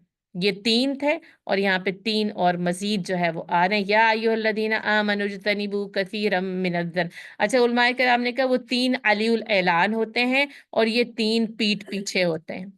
ایک تو اندر ہوتا ہے، یہ جو ظن ہے نا اندر ہے، گمان اندر ہے. اجتنبوا کثیرا من الظن، بہت سارے ظن، گمان سے، وہ جو ازمپشن ہے نا، ازیوم کرنے سے تم اپنے آپ کو روک کر رکھو، اجتناب کرو. اچھا جو ظن ہے یعنی 2 طرح کے، ایک سوء ظن ہے، ایک حسن ظن ہے. تو یہ سوء ظن کی ممانعت ہے اور حسن ظن کی ترغیب ہے، اچھا گمان رکھا جائے. اچھا اللہ تعالیٰ کے متعلق بھی نبی صلی اللہ علیہ وسلم نے کیا فرمایا کہ اللہ اپنے بندے کے ساتھ اس کے گمان کے مطابق ہوتا ہے. جیسا وہ اس کے لیے گمان کرتا ہے. آپ رحیم ہونے کا گمان کرتے ہیں، کریم ہونے کا گمان کرتے ہیں، وہ آپ کے لیے رحیم اور کریم ہوتا ہے. آپ غفور ہونے کا گمان آپ کہتے ہیں وہ شدید العقاب، وہ ہے لیکن وہ گمان کے مطابق کہ یہ مجھے سخت سزا ملے گی، تو پھر وہ اللہ تعالیٰ کو وہ سخت سزا دینے والا پائے گا، ہے نا. تو اللہ کے ساتھ گمان اس کی اس رحمتوں کے سائے کے اندر کیا جائے، اور اللہ اپنے بندے کے ساتھ اس کے گمان کے مطابق ہوتا ہے. تو اچھا، یہ گمان انسانی نفسیات کا حصہ ہے. میں آپ کو یہ بتاؤں، کوئی نہ کوئی گمان، کچھ نہ کچھ جو ہے نا وہ آپ کے ذہن میں جو ہے وہ چل رہا ہوتا ہے. اچھا، اکثر کبھی کبھی ہو جاتا ہے، آپ گئے، پتہ چلا آپ کا جوتا نہ ملا مسجد میں، آپ نے کہا کوئی چوری کر کے لے گیا میرا جوتا، ہے نا. کبھی کبھی بغیر جوتوں کے بھی گھر جانا پڑا ہے. اسی سرزمین کی بات کریں. نہیں، اب کیا تھا، اب پرسوں ہی میں جب جوتے رکھے ہیں اور جب میں لینے گئی ہوں تو وہاں پہ پتہ نہیں اسی قسم کے ہزاروں جوتے تھے، مجھے اپنا جوتا نہیں مل رہا تھا. تو خیر تھوڑی سی کشمکش کے بعد مل گیا، تھوڑی سی کوشش کے بعد. تو ایک جیسے ہوتے ہیں. بعض اوقات میرے ساتھ ایسا ہوا، میں اپنی دوست کا کوٹ پہن کے جو ہے نا وہ چلی گئی، اور وہ میرا کوٹ پہن کے چلی گئی. کہتی جب میں نے اس کی جیب میں ہاتھ ڈالا تو اس میں وہ رات کو کوئی شادی ہوگی تو اس میں وہ کچھ جو ہے نا وہ اس کے اندر چھواروں کی تھیلی تھی. کہتی یہ کہاں سے آئی اس کے اندر، میں نے تو اپنے کوٹ کی جیب میں یہ نہیں. اچھا، پھر بھی یہ خیال نہیں آ رہا میرا کوٹ نہیں ہے. کہتی شاید میری جیب میں کسی نے غلطی سے رکھ دی ہے. تو یہ گمان کیا ہے کہ کچھ کام آپ کے ایسے ہو سکتے ہیں. اچھا، اب کیا ہے کہ آپ میں سے کوئی مجھے فون کر رہا ہے اور کرتا چلا جا رہا ہے، اور میں یہاں 3 گھنٹے کلاس میں بیٹھی ہوئی. اب گمان کیا ہو رہا ہے، میرا فون نہیں اٹھایا جا رہا، میرے فون کو اگنور کیا جا رہا ہے. اب یہ نہیں پتا یہ کس مشکل میں ہے. تو جو گمان ہے نا اس کو درست راستے پر ڈالنا ہے نا، درست راستے. یہ نہیں کہ یہ آپ کے ساتھ کوئی معاملہ ہو رہا ہے، یہ کسی بھی وجہ سے ہو سکتا ہے. کوئی اور رنگر رات کو آف کیا تھا، صبح سے آف ہی چل رہا ہے، نہیں کھلا ہوا. آپ بھی فون کر رہے ہیں، میں بھی فون کر رہی ہوں، نہیں مل رہا وہ شخص. تو اس طرح اس طریقے کے جو گمان ہے نا ان کو دور کر دینا چاہیے. ہمیشہ 2 بار ایسا ہو گیا، آپ نے سلام کیا، اس کا رخ دوسری طرف تھا، آپ نے کہا میں تو جب بھی اس کو سلام کرتی ہوں اس کا رخ دوسری طرف ہی ہوتا ہے، یہ مجھے دیکھ کے کبھی مسکراتی ہی نہیں ہے. ایک سے دوسری بار بات ہو گئی اور ہم اس کو عکس کر لیتے ہیں، ہم اس پہ جم جاتے ہیں کہ ایسا ہی ہوگا. یہ سارے گمان نا نکال دینے چاہیے. اجتنبوا کثیرا من الظن، اللہ کہتا ہے بہت زیادہ گمان سے بچو. ان بعض الظن اثم، کچھ ظن گناہ ہوتے ہیں. اب دیکھیں نا، آپ نے کہا کوئی چوری کر کے لے گیا کسی پر بھی، اب وہ کوئی غلطی سے پہن کے گیا، آپ نے تو اس پہ چوری کا الزام لگا دیا، یہ گناہ ہو گیا. ان بعد الظن اسم، اس شخص نے سوچا بھی نہیں تھا کہ آپ کے ساتھ کچھ ایسا کرے، لیکن ہوا اور آپ نے گمان کر لیا، اس وجہ سے ہوا. تو کہا بہت سارے ظن کیا ہوتے ہیں، گناہ آپ دیکھیں آپ نے ابھی دل میں سوچا ہے اور اس سوچنے کو اللہ نے گناہ قرار دے دیا، کیونکہ کسی پر کوئی اس طریقے کا الزام لگا دیا گیا جو اس کو چور ثابت کر دے گا، جو اس کو برا ثابت کر دے گا، تو یہ گناہ ہو جائے گا. اس نے کہا کہ وہ جو ایک یعنی ہمیں قول ملتا ہے نا کہ اگر کوئی بھی معاملہ ایسا پیش آئے تو 70 مرتبہ جو ہے نا وہ اس کی تعویلات کو پیش کیا جائے کہ اس لیے ایسا ہوا ہوگا، اس لیے ایسا ہوا ہوگا، اس لیے ایسا ہوا ہوگا. اور 70 مرتبہ کی بھی تعویلات پر دل مطمئن نہ ہو تو بس معاملے کو اللہ کے اوپر جو ہے وہ چھوڑ دیا جائے. اللہ بہتر جانتا ہے کہ معاملے کی حقیقت کیا تھی. ہم اس ظن کے ذریعے معاملے کی حقیقت تک نہیں پہنچ سکتے. ولا تجسسوا، 5واں کیا ہے، اور تجسس نہ کرو. اب اس سے رکنا کتنا مشکل ہے. اور یہ تجسس نہ کسی اور کے ذاتی معاملات میں، اندرونی معاملات میں مداخلت کرنا ہے. اس کے گھر کے اندر کیا ہو رہا ہے، شوہر اور بیوی کے تعلقات کیسے ہیں، اس کے بچے کیا کر رہے، اس کی بیٹی کی ابھی 2 مہینے پہلے شادی ہوئی تھی، اس کا سسرال میں کیا حال ہے نا. یہ ولا تجسس، اور تجسس نہیں کرنا. یہ کسی کی ٹو لگانے کو نا تجسس کہتے ہیں، کہ کسی کی ٹو اور کسی کے اندرونی معاملات کی ٹو میں رہنا. تو اس لیے اس کو منع کیا کہ ہر ایک کی نا یہاں پہ پرائیویسی دی ہے اللہ تعالیٰ. یہ پرائیویسی ایکٹ ہے، یاد رکھیے. ہر شخص کے بعد یہ پرائیویسی ہے کہ وہ اپنے اندر اور گھر کے معاملات دوسرے کو نہ بتائے. It's okay. اس لیے پوچھنے کی ضرورت ہی نہیں ہے کہ کل افطار میں کیا بنا تھا. اچھا پوچھ سکتے ہیں اگر وہ بتا دے تو کوئی بات نہیں، اگر وہ نہ بتائے خاموش. اچھا یہ تو پھر بھی میں کہتی ہوں چھوٹے سے، بعض اوقات کسی نے کوئی بیگ، کوئی جیکٹ کچھ لیا ہوا ہے، آپ پوچھتے ہیں کتنے کا لیا، یہ صحیح جملہ نہیں ہے. میں آپ کو یہ بتاؤں، یہ اسلامی طور پر نا صحیح نہیں ہے. بس آپ اس کی تعریف کر دیں، اگر وہ خود سے بتا دے تو ٹھیک ہے، آپ کو ضرورت نہیں ہے اس کی قیمت پوچھنے کی. ہو سکتا ہے وہ ایسی قیمت ہو جو آپ کو، کیونکہ آج کل تو قیمتوں پر تعین ہوتا ہے نا، وہ نہیں بتانا چاہتا آپ کو، کوئی بات نہیں. کوئی بھی چیز ہے، اس کو کوئی چیز کہاں سے ملی، کیسے ملی، نہیں، خاموشی. اور نہ اس کی خاموشی یہ بتاتی ہے کہ وہ آپ کو اس بات کے بارے میں مطلع نہیں کرنا چاہتا، اطلاع نہیں دینا چاہتا. بس یہیں تک آپ کا تجسس، اس سے آگے نہیں بڑھنا چاہیے. تجسس کو کیا کیا ہے؟ روک دیا ہے نا. یہ باؤنڈری، ایک دیوار، ایک آڑ. ولا تجسسو، دیکھیں وہاں پہ تک کثیرم من الظن، اس لیے کہ انسان کے ذہن میں ظن آتے رہتے ہیں، تو کہا کثرت کے ساتھ اس گمان سے جو ہے وہ پرہیز کیا جائے. یہاں پر مطلقاً جو کیا کیا گیا، لا تجسسو، اجازت ہی نہیں ہے کسی بھی قسم کے تجسس کی کہ کیا ہو رہا ہے. تو اس سے رک جانا ضروری ہے، لازمی ہے. یعنی جیسے نا وہ دوسروں کے اندرونی معاملات سے بے نیاز ہو جائیں، یہ نا ظاہر کے اوپر فیصلہ کیا گیا ہے.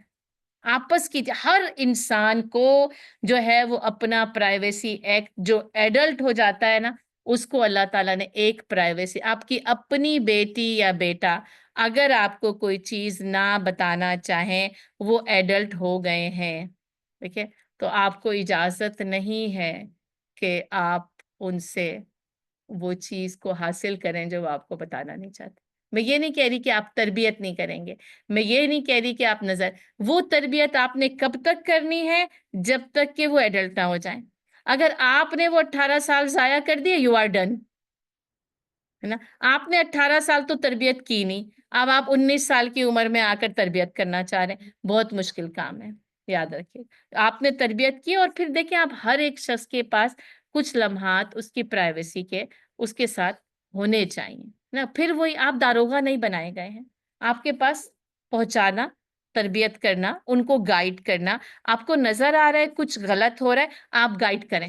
اب یہ نہیں ہے کہ آپ مطلب کہ روم کے دروازے کھول کھول کر آپ ایڈلٹ ہونے کے بعد آپ یہ دیکھیں کہ وہ کیا کریں. میں بتاؤں آج یعنی بہت سارے ماں باپ یہ غلطیاں کرتے ہیں، وہ بیجا سختی کرتے ہیں، وہ بیجا تنقید کرتے ہیں، جس کی وجہ سے ہمیں اور دوسرے مسائل کو دیکھنا پڑتا ہے اور ہمیں نظر آ رہے ہیں. آپ یاد رکھیں، ماں باپ کی غلط تربیت ہے نا اولاد کی گمراہی کا باعث بن رہی ہے. صحیح طریقے سے صحیح تربیت، آپ اپنا کام کرتے جائیں، لیکن یہ ضروری نہیں ہے کہ ہر تجسس کے ساتھ نا ایک ایک ورق کو پلٹیں گے تو آپ کو پتا چلے گا کہ کیا ہو رہا ہے. نہیں، آپ اللہ پہ بھروسہ کریں، دعائیں کریں، اور صحیح تربیت سے کام لیں. اور پڑوس، رشتہ دار، چچا، ماموں، پھپھی، بہن، بھائی، بھابھی، نند اور بہو، اس کے تجسس سے باز رہیے.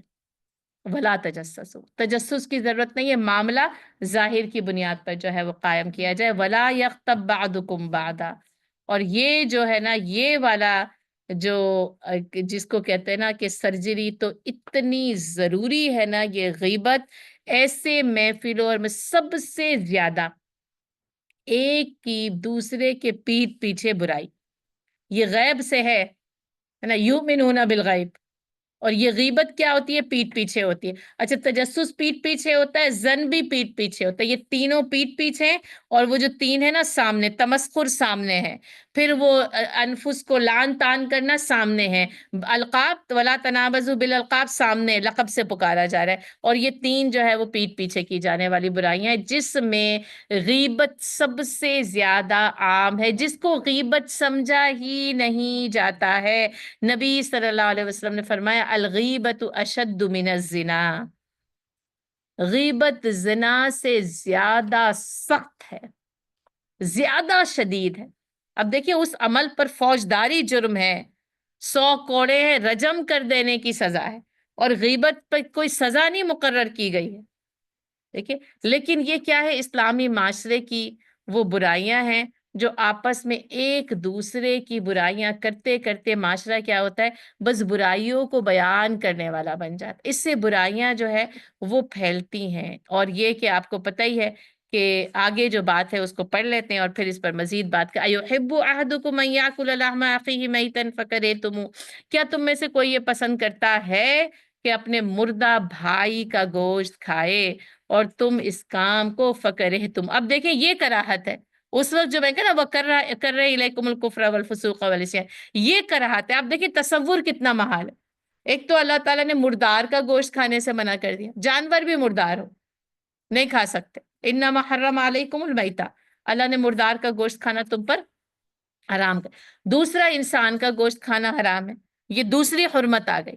تیسرا، اس انسان میں سے وہ بھائی ہو، کیسے انسان تصور کر، یعنی آپ دیکھیں بھائی کی جدائی کا تصور نہیں ہوتا ہے نا، یعنی کسی کا بھائی، اب دنیا سے تو سب کو ہی رخصت ہونا ہے، بھائی کی جدائی کا تصور آپ نہیں کر سکتے نا، اور اگر ایسا کچھ کسی کے سامنے آئے تو اس کو کتنی تکلیف ہوتی ہے، اور کیا اس وقت وہ اس بھائی کی جو نعش ہے، جو لاش ہے، اس میں سے گوشت کھا سکتا ہے؟ اتنی کراہت کہاں پہنچائی گئی ہے آپ سوچیں، لیکن اس میں وہ یہ لذت ہے اس گناہ میں کہ آپ کرتے جاتے ہیں، آپ کو اس کی کراہت ہی نہیں پتہ چلتی، آپ کو یہی نہیں پتہ چلتا کہ کیا ہو رہا ہے اور کیا کر رہے ہوتے ہیں، جس کی غیبت کی جا رہی ہوتی ہے۔ اور میں ہمیشہ یہی کہتی ہوں نا، یعنی جیسے وہ جس کو کہتے ہیں نا تجربہ، برائی کس کی جاتی ہے؟ خاندان کے سب سے برے شخص کی برائی کی جاتی ہے، اور میں نے تو بڑی کثرت کے ساتھ اس بات کو سمجھنا اور کہنا شروع کیا ہے کہ شاید وہ سب سے پہلے وہی جنت میں جائے گا۔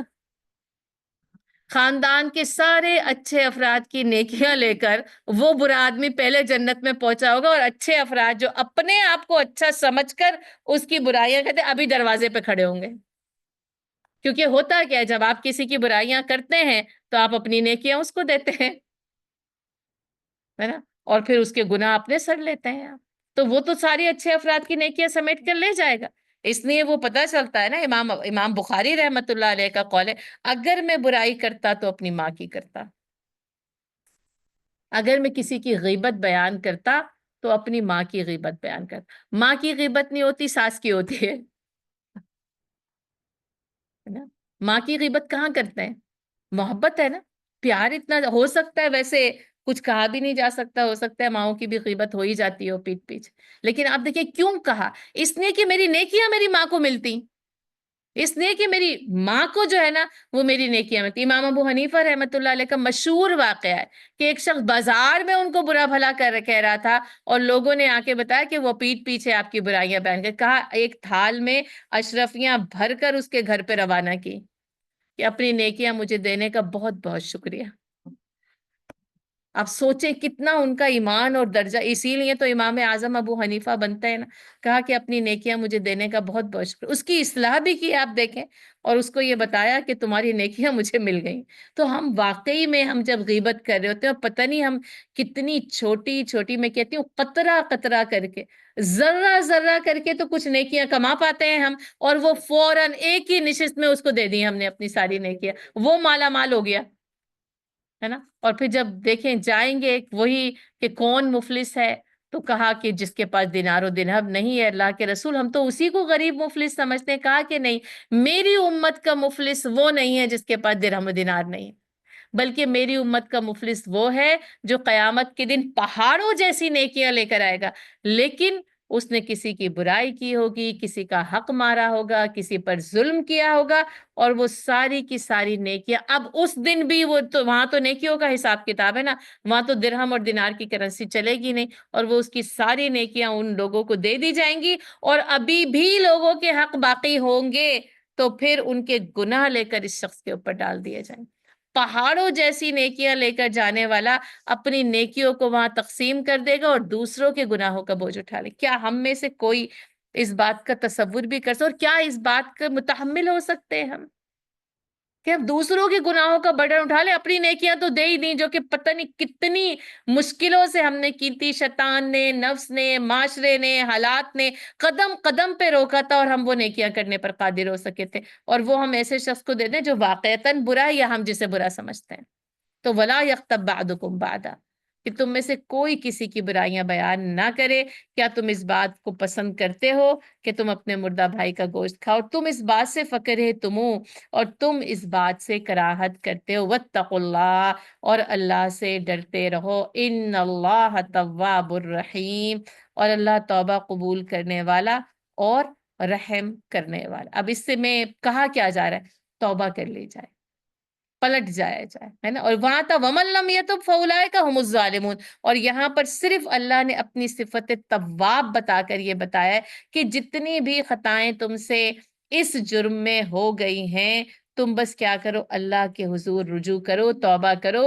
رحیم، تم اس کو رحیم اور کریم پاؤ. آپ دیکھیں یہ 6 برائیاں یہ اسلامی معاشرے سے نکل جائیں تو معاشرہ کیا بنے گا، ہے نا. دنیا میں رہتے ہی ہو نا، یعنی محبت، مساوات، اخوت، اس کا مظاہرہ ہم عملی طور پر معاشرے کے اندر جو ہے وہ دیکھ پائیں گے. یا ایہا الناس، اب ایک ایمان والوں کو صدا لگائی گئی تھی، اب یہاں انسانوں کو بھی صدا پوری انسانیت کے لیے. اور یہ کیا بتاتی ہے یہ صدا؟ کہ یہ جو اسلام ہے یہ عالمگیر مذہب ہے نا. یہ صرف اہل ایمان کے بغیر انسانوں میں سے جو ایمان لے آئے احکام ان کے اوپر لاگو ہوتے ہیں. یہاں پر وہ ایک حقیقت بتائی جا رہی کہ یا ایھا الناس، اے تمام بنی نوع انسان، انا خلقناکم من ذکر و انثی، ہم نے تمہیں ایک مرد اور ایک عورت سے پیدا کیا. اس سے حضرت آدم اور حوا علیہ السلام بھی مراد ہے، اور ہر شخص کے والدین کو بھی اس پر کہ ایک مرد اور ایک عورت سے اللہ نے انسان کو پیدا کیا. وجعلناکم شعوبا وقبائل لتعارفوا، اور اللہ نے تمہاری جو ہے وہ قبائل اور اس کی شاخیں بنا دی تاکہ تم ایک دوسرے کو پہچان سکو. آپ کو پتہ ہے یہ وہ دور جس دور میں قرآن نازل ہو رہا ہے قبائلی دور، یعنی اہل عرب جو ہے ان کا نظام قبائلی نظام تھا، ٹرائبل سسٹم تھا ان کے اندر. اور یہ نا جیسے ایک بنیادی سسٹم یہ ٹرائبل سسٹم ہی ہے. یہ سارے انسانی قبیلے ہیں جو پھیلے ہیں، پھر پتہ یہ پھر وہ قبیلہ، پھر وہ قوم، پوری نسل، رنگ، وطن، مذہب جو ہے وہ بن جاتا ہے. آپ کو پتہ ہے یہ آیت بہت زیادہ جو ہے وہ مشہور ہے اور معروف ہے. اور پھر وہ اسلامی جو معاشرہ ہے نا اس کی اکائی بنیاد کی حیثیت یہ آیت رکھتی ہے. انسانی مساوات کا اس سے بڑا ثبوت جو ہے وہ اسلام اور پیش نہیں آئے گا، یعنی کوئی مذہب نہیں پیش کر سکتا، اسلام نے پیش کیا. یہ انسانی مساوات ہے. یہ جو آج کل جینڈر ایکویلٹی کا نعرہ ہے نا، اسلام نے جینڈر ایکویلٹی کا نعرہ نہیں لگایا، ہیومن ایکویلٹی کا نعرہ جو ہے وہ لگا کہ انسان برابر ہے. انسان ہونے کی حیثیت سے سب کے سب کیا ہیں؟ برابر ہیں. پھر وہی خطبہ حجۃ الوداع کا خطاب، اور کوئی تم میں سے کوئی کسی پر جو ہے وہ برتر نہیں، اگر برتری ہے ان اکرمکم عند اللہ اتقاکم، اگر فضیلت ہے، معیار فضیلت، معیار اکرام جو بیان کیا گیا ہے وہ کیا بیان کیا گیا؟ تقوی. رنگ، نسل، ذات، وطن، مال، دولت، عہدہ یہ نہیں بیان کیا گیا، صرف کیا بیان کیا گیا؟ اتقاکم، تم میں سب سے زیادہ اللہ سے ڈرنے والا کون؟ اللہ کے نزدیک ان اکرمکم عند اللہ، اللہ کے نزدیک تم میں سب سے زیادہ باعث عزت، باعث مکرم، باعث معزز، یعنی معزز، مکرم، احترام والا کون ہے؟ جو تم میں سب سے زیادہ تقوی رکھنے والا ہے. یعنی جس کو کہتے ہیں نا اکرام چاہیے، عزت چاہیے، یعنی احترام چاہیے تو تقوی کو اپنا دیا جائے. سب سے زیادہ عزت اور فضیلت تقوی کو دی گئی، معیار فضیلت تقوی ٹھہرایا گیا ہے. اب کون کتنا زیادہ اللہ سے ڈرنے والا ہے یہ بھی کسی اسکیل پر ناپا نہیں جا سکتا، تولا نہیں جا سکتا. بس وہ عند اللہ ہے نا، اللہ کو پتہ ہے نا. ہر کسی کے تقوی کا معیار اس پوری محفل میں بھی مختلف ہے نا. اور پھر وہ اس میں اپ اینڈ ڈاؤنز ہے، تقوی ہو، ہدایت ہو، ایمان ہو، گھٹتا رہتا ہے، بڑھتا رہتا ہے. اور اللہ نے فضیلت دی ہے تو صرف اور صرف کس چیز کو دی ہے؟ اتقاکم دی ہے. لیکن آپ معاشرے میں دیکھیں پھر وہی شعوب اور قبائل، یہ اس قبیلے سے ہے، یہ اس قوم سے ہے، یہ اس نسب سے ہے، کوئی یوں تو مرزا بھی ہو، سید بھی ہو، افغان بھی ہو، تم سبھی کچھ ہو، کیا بتاؤ مسلمان بھی ہو. ہم قوموں میں، ذاتوں میں، قبیلوں میں بٹ کے، اب قریش بھی وہ عالی نسب تھے اور وہ بڑا اپنے آپ کو جو ہے وہ یعنی اپنے آپ کو معزز سمجھا کرتے تھے. لیکن ظاہر ہے جب انہوں نے اس اسلام اور ایمان کی دعوت کو قبول نہ کیا تو پھر وہی بات کہ وہ جو غلام تھے جن کو وہ حقیر اور بے بس سمجھتے تھے، ایمان لانے میں ان سے بازی لے گئے. ان کو فضیلت اور تقوی مل گیا، اور یہ نہ اس جگہ پر قائم رہ سکے جس جگہ پہ اللہ نے ان کو عالی نسب بنایا تھا، لیکن بات کیا یہ ہے کہ جس کا عمل اس کو پیچھے کر دے اس کا نسب اس کو آگے نہیں کر سکتا. من بطأ عملہ ولم یسرع نسبہ، جس کا عمل اس کو پیچھے کر دے اس کا نسب اس کو آگے نہیں کر سکتا. یہ پھر دنیا والوں کی تقسیم ہے. اللہ کے ہاں یہ تقسیم، یہ شعوب اور قبائل کی شاخیں کس لیے ہیں؟ لتعارف، پہچان ہو جائے کون کس ملک سے، کس وطن سے، کس قبیلے سے، کون سی زبان بولتا ہے. یہ کیا ہے؟ یہ آپ کا بس انٹروڈکشن ہے. اصل فضیلت اور عزت اس بات پہ نہیں ہے کہ یہ اس کمپنی کا، اس بزنس کا مالک ہے، یا اس کا سی او ہے، یا یہ اس کے پاس کوئی عہدہ ہے، یا اس کی ذات بہت بڑی ہے، اس کے نام کے ساتھ بہت سارے جو ہے وہ ٹائٹلز لگے ہوئے ہیں. اس بنیاد پر نہیں ہے. عزت، فضیلت، اکرام، اعزاز اللہ نے تقوی کے ساتھ لازم اور ملزوم کر دیا. ان اللہ علیم خبیر، جیسے کہ اللہ کو علم ہے، اس کو خبر ہے کہ کون کتنا زیادہ اللہ سے ڈرنے والا ہے. اس لیے اپنے یعنی یہ جو تقوی، اور یہ تقوی ہے کیا؟ ایک جذبہ، ایک احساس دل میں اللہ کی ناراضگی کا خوف اور اللہ کی رضا کی فکر، خیر اور شر کی تمیز، حق کیا ہے، باطل کیا ہے، سچ کیا ہے، جھوٹ کیا ہے. میں اس راستے پر چلوں تو میرا رب راضی ہوگا، اور میں اس راستے پر نہ چلوں تو پھر میرا رب جو ہے وہ مجھ سے کہیں ناراض نہ ہو جائے. نیکیوں کے راستے پر چلنا پسند، خیر کی راہ کو اپنانا اللہ نے پسند کیا، اور شر سے بچنا نہ دل کا احساس ہوتا ہے، اور انسان کے قدم اس راہ پر چلنا شروع ہو جاتے. اسی لیے کہا علیم خبیر، وہ تمام دل، راز، احساس، نیت، عمل، ہر چیز کو خوب اچھی طرح جاننے والا ہے. اب اس کے بعد وہ جو اعراب ہے نا چاروں طرف، اور یہ کہ وہ آئے تھے پکارنے کے لیے، ادب نہیں ہے ان میں، تو اب یہ کہ یہ اعراب بھی ہیں، بدوی بھی ہیں، اور آپ کو پھر یاد رہے اس کا زمان نزول کون سا ہے سورہ حجرات کا؟ 9 ہجری، بالکل. آپ بھول جاتے ہیں نا یا ایھا الذین آمنو سے، اور کہاں خطاب ہے؟ تو 9 ہجری کا زمانہ ہے نا، اس لیے اب نا یہ اصلاح مکمل کی جا رہی ہے، یاد رکھیے گا. اب یہ جو اعراب ہیں، اب یہ اعراب یعنی بدوی دیہاتی جو آ رہے ہیں، اب ان کا ایک اور معاملہ ہو گیا. اب جب فتح مکہ ہو گئی نا 8 ہجری میں، دیکھیں اب یہ کچھ اعراب ایسے تھے جو انتظار میں تھے، جس کو کہتے ہیں نا اونٹ کس کروٹ بیٹھتا ہے. اب یہ اہل ایمان اور رسول اللہ صلی اللہ علیہ وسلم، دوسری طرف قریش ہیں، پورے اہل عرب پھر ان کے ساتھ مل گئے، یہاں ایمان والے اور وہاں وہ مل گئے. اب دیکھتے ہیں کس کو فتح ملتی. جب فتح مکہ کے ذریعے اسلام غالب آ گیا، تو یہ جو 9 ہجری کا سال ہے، یہ عام الوفود فی دین اللہ افواجہ کا سال ہے، جس میں وفود نے آ کر نبی صلی اللہ علیہ وسلم کی خدمت میں اسلام جو ہے وہ قبول کیا ہے. ٹھیک ہے. اب اس میں سے کچھ عرب وہی ہیں لا یعقلون، لا علم ہے. اب یہ کہ جب وہ اسلام غالب آ گیا، اب انہوں نے کہا ایمان تو لے کر آنا ہے. اب جب ایمان لے کر آئے نا تو کہنے لگے قالت العرب آمنا، کہنے لگے ہم ایمان لے کر آ گئے.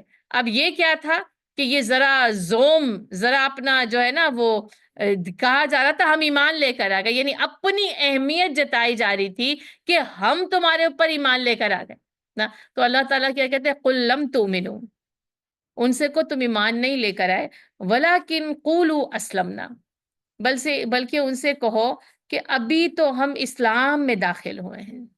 اچھا، یہاں سے اب یہ پتہ چلتا ہے کہ اسلام اور ایمان میں نا ایک معنوی فرق ہے. کیوں؟ اب دیکھیں دونوں لفظ دوسرے ہیں نا، تو اس لیے ہر لینگویج میں ایسا ہوتا ہے، اور عربی میں بھی ایسا ہوتا ہے، اور اسی لیے ہمیں نا قرآن کے بہت سارے ایک پوری ڈکشنری مل جاتی ہے، مترادفات القرآن، ایسے قرآن کے الفاظ جو ایک دوسرے کے طور پر استعمال کیے جاتے ہیں. یہ اسلام اور ایمان بھی ایسا ہی، جہاں اسلام لکھا ہو وہاں ایمان بھی شامل ہوتا ہے، جہاں ایمان لکھا ہو اس میں اسلام بھی شامل ہوتا ہے. لیکن جب ایسے دو لفظ اکٹھے آ جائیں کسی آیت میں، جیسے نبی اور رسول، یاد رکھ لیں الگ الگ ہو رہے ہیں، دونوں ایک دوسرے کے نہیں استعمال، لیکن جب ایک ساتھ آ جائیں تو اب ان کا معنوی فرق آ جاتا ہے. اب یہاں پہ ایمان اور اسلام ایک ساتھ آ گیا، اس لیے اس کے معنوی فرق کی یہاں پر وضاحت بہت موجود ہے. ایمان آپ کو پتہ یہ کیا ہے؟ تصدیق بالقلب، اقرار باللسان، ہے نا، وعمل بالجوارح، اپنے اعضائے جسمانی کے ساتھ اس پر عمل کرنا. اب یہ تو نہیں ہو سکتا نا اسلام آ گیا ایمان آ گیا آپ رمضان کے روزے نہ رکھیں، آپ نماز نہ پڑھیں، عمل بالجوارح ہے، اس کا عمل جو ہے وہ ثابت ہو جاتا ہے، ٹھیک ہے۔ اچھا اب اسلام کیا ہے؟ بس ذو الشہادتین کا اقرار، ٹھیک ہے۔ جس نے ذو الشہادتین دو شہادتوں کا دو گواہیاں دیں، اور کیا؟ اشہد ان لا الہ الا اللہ و اشہد ان محمدا عبدہ و رسول، وہ دائرہ اسلام میں داخل ہو گیا، ٹھیک ہے۔ اب اس دائرہ اسلام میں داخل ہو کر اب اس کے بعد کیا ہے کہ وہ تصدیق بڑھتی جاتی ہے، عمل بڑھتا ہے، اسی لیے ایمان کے درجات ہیں، ٹھیک ہے۔ اسلام کا یہ ایک دائرہ کار ہے، ٹھیک ہے۔ آپ اسلامی شہری بن جاتے ہیں جس کو آپ کہتے ہیں ریزیڈنٹ کارڈ، آپ کو کیسے ملے گا اسلام کا؟ اشہد ان لا الہ الا اللہ و اشہد ان محمد رسول اللہ، ٹھیک ہے۔ آپ نماز نہ پڑھیں، میں آپ کو یہ بات، یہ قانونی بات بتا رہی ہوں، آپ کو اسلامی شہر سے نہیں نکالا جا رہا جب تک کہ آپ اعلان نہ کریں کہ اسلام میں کوئی نماز نہیں ہے۔ جب آپ اعلان کریں گے تو آپ اعلانیہ کفر کر لیں گے، صحیح ہے؟ تو یہ قانون ہے اسلام کا، اسلام کے دائرہ کار میں ایک قانون ہے، یہ مسلمان ہے، یہ سب کے سب مسلمان ہیں، ہر ایک کا عمل مختلف ہو سکتا ہے، ہر ایک کے ایمان کا دائرہ کار مختلف ہوتا ہے، لیکن کس ایک چیز نے یکجا کیا؟ ذو الشہادتین، دو شہادتوں نے سب کو دائرہ اسلام میں داخل کر دیا۔ اب انہوں نے آ کر کہا ایمان لے آئے، تو کہا ابھی ایمان نہیں آیا، ابھی صرف تم نے شہادت کا اقرار کر کے دائرہ اسلام میں داخل ہوئے۔ وَلَمَّا يَدْخُلِ الْإِيمَانُ فِي قُلُوبِكُمْ، ابھی تمہیں قلبی ایمان حاصل نہیں ہوا ہے، ابھی ایمان تمہارے دل میں داخل نہیں ہوا۔ اور اس سلسلے میں یہ بھی یاد رکھ لیں کہ جو منافقین ہیں وہ بھی اسی صف میں جب کھڑے ہوتے ہیں نا تو وہ مسلمانوں کی صف میں کھڑے ہو جاتے ہیں، کیونکہ وہ کیا کر رہے ہیں؟ ابھی صرف ذو الشہادتین کا اقرار کیا، وَلَمَّا يَدْخُلِ الْإِيمَانُ فِي قُلُوبِكُمْ، ان کے دلوں میں ایمان داخل نہیں ہوا تھا، اور وہ اسی ظاہری اقرار کے ساتھ چلتے رہے۔ اور منافقین مدینہ ہمیں پتہ ہے کہ وہ کتنا بڑا گروہ تھا جس نے مسلمانوں کو تنگ کیا، تو ایمان ان کے بھی دل میں داخل نہیں ہوتا، صرف زبان سے اقرار ہوتا ہے۔ کہا ابھی ایمان تمہارے دل میں داخل نہیں ہوا، وَإِن تُطِيعُوا اللَّهَ، اگر تم اللہ کی اطاعت کرو گے، وَرَسُولَهُ، اور اس کے رسول کی اطاعت کرو گے، لا یلدکم من اعمالکم شیئا، تو اللہ تمہارے اعمال میں سے کچھ بھی کم نہیں کرے گا۔ اس کا مطلب کیا ہے کہ ایمان کا ظاہر کا دوسرا اسٹیپ کیا ہے اسلام کا؟ ایمان پر آنے کے لیے اطاعت الہی اور اطاعت رسول۔ اب اطاعت کے ذریعے اس بات کا ثبوت دو کہ تم اس دائرہ کار میں داخل ہوئے ہو، اگر ایسا ہوا تو تمہارے اعمال قبول کیے جائیں گے اور اس میں سے کچھ بھی کم نہیں کیا جائے گا۔ ان اللہ غفور الرحیم، اللہ یقیناً بخشنے والا اور رحم کرنے والا، یعنی اس زمین میں جو بھی غلطیاں ہو جائیں گی اللہ معاف کر دے گا اور رحم کرے گا۔ انما المؤمنون الذین آمنوا باللہ ورسولہ، اب یہاں پہ بتایا گیا ہے کہ ایمان لانے والے کون ہیں، یا پھر یہ کہ حقیقی ایمان لانے والے کون ہیں۔ اور حقیقی ایمان لانے والے تو وہ ہیں، نمبر ایک آمنو باللہ ورسولی، اللہ اور اس کے رسول پر ایمان لے کر آتے ہیں۔ دوسری بات ثم لم یرتابو، اور وہ اس میں کوئی شک نہیں کرتے۔ یہ حقیقی ایمان کون سا ایمان ہوتا ہے؟ شکوک و شبہات سے بالا تر، اسی لیے پہلا ہی جملہ سورہ بقرہ کا کیا ہے؟ لا ریب فی، اس میں کوئی شک نہیں، لم یرتابو یہ ریب سے ہی بنا ہے، ٹھیک ہے۔ ایک کیا ہے؟ ایمان، دوسرا کیا ہے؟ اس میں کسی بھی قسم کا شک اور شبہ نہیں ہونا چاہیے، اگر شکوک و شبہات ہیں تو حقیقی ایمان نہیں ہے۔ اب یہ نا جس کو کہتے ہیں کہ ایک وہ کسوٹی بتائی جا رہی ہے، اپنے ایمان کو پرکھنا ہے تو اب ایمان لے آئے، اب اس کو اس ریب کی کسوٹی پر پرکھنا ہے، کیا کوئی اس دین اسلام کے بارے میں ابھی بھی کوئی شکوک و شبہات باقی ہیں؟ اگر باقی ہیں تو ایمان نہیں ہے، اور اگر شکوک و شبہات نہیں ہے، وہ یقینی ایمان کی کیفیت ہے، تو لم یرتابو، پھر اس میں انہوں نے کسی بھی قسم کا کوئی شکوک و شبہات نہیں کیے۔ تیسری بات اور کیا ہے؟ وجاہدوا باموالہم، اور انہوں نے اپنے مالوں سے جہاد کیا، اپنے مال سے کوشش کی ہے۔ اور چوتھی بات کیا ہے؟ وانفسہم فی سبیل اللہ، اور اپنی جانوں سے، یعنی جہاد بالمال اور جہاد بالنفس، کس میں؟ فی سبیل اللہ، اللہ کے راستے۔ اب اپنے نفس کے لیے، اپنے گھر کے لیے، اپنی ذات کے لیے تو آپ بڑا جہاد کرتے ہیں اور بڑا مال خرچ کرتے ہیں، بہت کچھ کرتے ہیں، لیکن یہاں پہ کیا؟ فی سبیل اللہ، اللہ کی راہ میں، یہ اللہ کے دین کو قائم کرنے کی کوششوں میں دو بہت اہم ہے، افرادی قوت بھی چاہیے اور اس کے لیے مال کی بھی ضرورت ہے، بِأَمْوَالِهِمْ وَأَنفُسِهِمْ، اپنے مال اور جانوں سے۔ اب جب یہ اس دور میں بھی آیا، آج کے دور میں بھی آپ کو پتہ ہے یہ نا، یہ وہ والا مال نہیں ہے جو آپ زکوٰۃ کا دیتے ہیں، یاد رکھیے گا، نو، ہے نا، وہ تو فرضی زکوٰۃ ہے۔ یہاں پہ کیا ہے؟ اسلام کو قائم کرنے کی جدوجہد، اسلام کی اشاعت کی جدوجہد میں، اس کو پھیلانے کے لیے فی سبیل اللہ مال بھی چاہیے، جانے بھی چاہیے۔ صرف یہ نہیں کہ مال کے ڈھیر ہیں، اس کو استعمال کرنے کے لیے، کروانے کے لیے کچھ افرادی قوت چاہیے نا کہ وہ کام کرے۔ تلواریں تو جمع کر لی، نیزے تو جمع کر لی، چلائے گا کون؟ ہے نا؟ اور افراد ہیں لیکن ان کے پاس تلواریں نہیں ہیں، تو جانے ہیں تو مال دیا جائے، مال ہے تو جانے دی جائیں، یعنی دونوں چیزیں اس اسلام کے انقلاب کے لیے اور اس کو قائم کرنے کی جدوجہد میں لازم ہے۔ اولئک هم الصادقون، اللہ کہتا ہے یہ ہیں اپنے ایمان میں سچے، یہ ہیں سچے ایمان والے۔ اب آپ دیکھ لیں کہ ایک وہی ہے کہ ایک دعویٰ ہے، ایک اظہار ہے، اور ہم بھی بڑے مطمئن اور سوچتے رہتے ہیں ہمیں اہل ایمان میں شامل، اور واقعی اللہ ہمیں اہل ایمان میں شامل رکھے، لیکن حقیقی ایمان یہ ہے، سچا ایمان یہ ہے۔ قُلْ أَتُعَلِّمُونَ اللَّهَ بِدِينِكُمْ، اچھا آپ ان سے یہ بھی کہیے کیا تم اللہ کو اپنا دین بتاتے ہو؟ بات وہی ہے نا، وہ ڈاکٹر اسرار احمد کہتے ہیں نا کہ اللہ کو دھوکہ نہیں دیا جا سکتا، کہ کیا اللہ کو تمہاری داڑیاں دھوکہ دیں گی؟ تمہارے یہ جبے یا تمہارے یہ جلباب کیا اللہ کو دھوکہ دینے میں کامیاب ہو سکیں گے؟ کیا ہم اللہ کو بتاتے ہیں ہم کتنے دیندار ہیں، ہم کتنے نیکوکار ہیں، ہم کتنے تقوی والے ہیں؟ قُلْ أَتُعَلِّمُونَ اللَّهَ بِدِينِكُمْ، کیا تم اللہ کو یہ بتاتے ہو کہ تمہارا دین کیا ہے؟ وَاللَّهُ يَعْلَمُ مَا فِي السَّمَاوَاتِ وَمَا فِي الْأَرْضِ، جو آسمانوں اور زمین کی ہر چیز سے واقف ہے۔ وَاللَّهُ بِكُلِّ شَيْءٍ عَلِيمٌ، اور اللہ ہر چیز سے باخبر۔ یہ اللہ کے علم کے پہرے جب بیٹھتے ہیں نا تو پھر انسان واقعی ایمان کی حقیقی اور سیدھی راہ پر، اشارہ پر چل سکتا ہے۔ یمنون علیک ان اسلموا، اور یہ آپ پر یہ احسان جتلاتے ہیں کہ وہ اسلام لے آئے۔ اچھا اب جب وہ اسلام لے کر آئے نا تو ذرا ایک جس کو کہتے ہیں نا ایک روب، ایک کہ ہم اسلام لے کر، یعنی ہم نے بڑا کارنامہ انجام دیا ہے۔ قُلْ لَا تَمُنُّوا عَلَيَّ إِسْلَامَكُمْ، ان سے کہو اپنے اسلام کا احسان نہ جتاؤ، بل اللہ یمن علیکم ان ہداکم للایمان، بلکہ اللہ کرے گا تم پر احسان اگر وہ تمہیں ایمان کی طرف ہدایت دے دے۔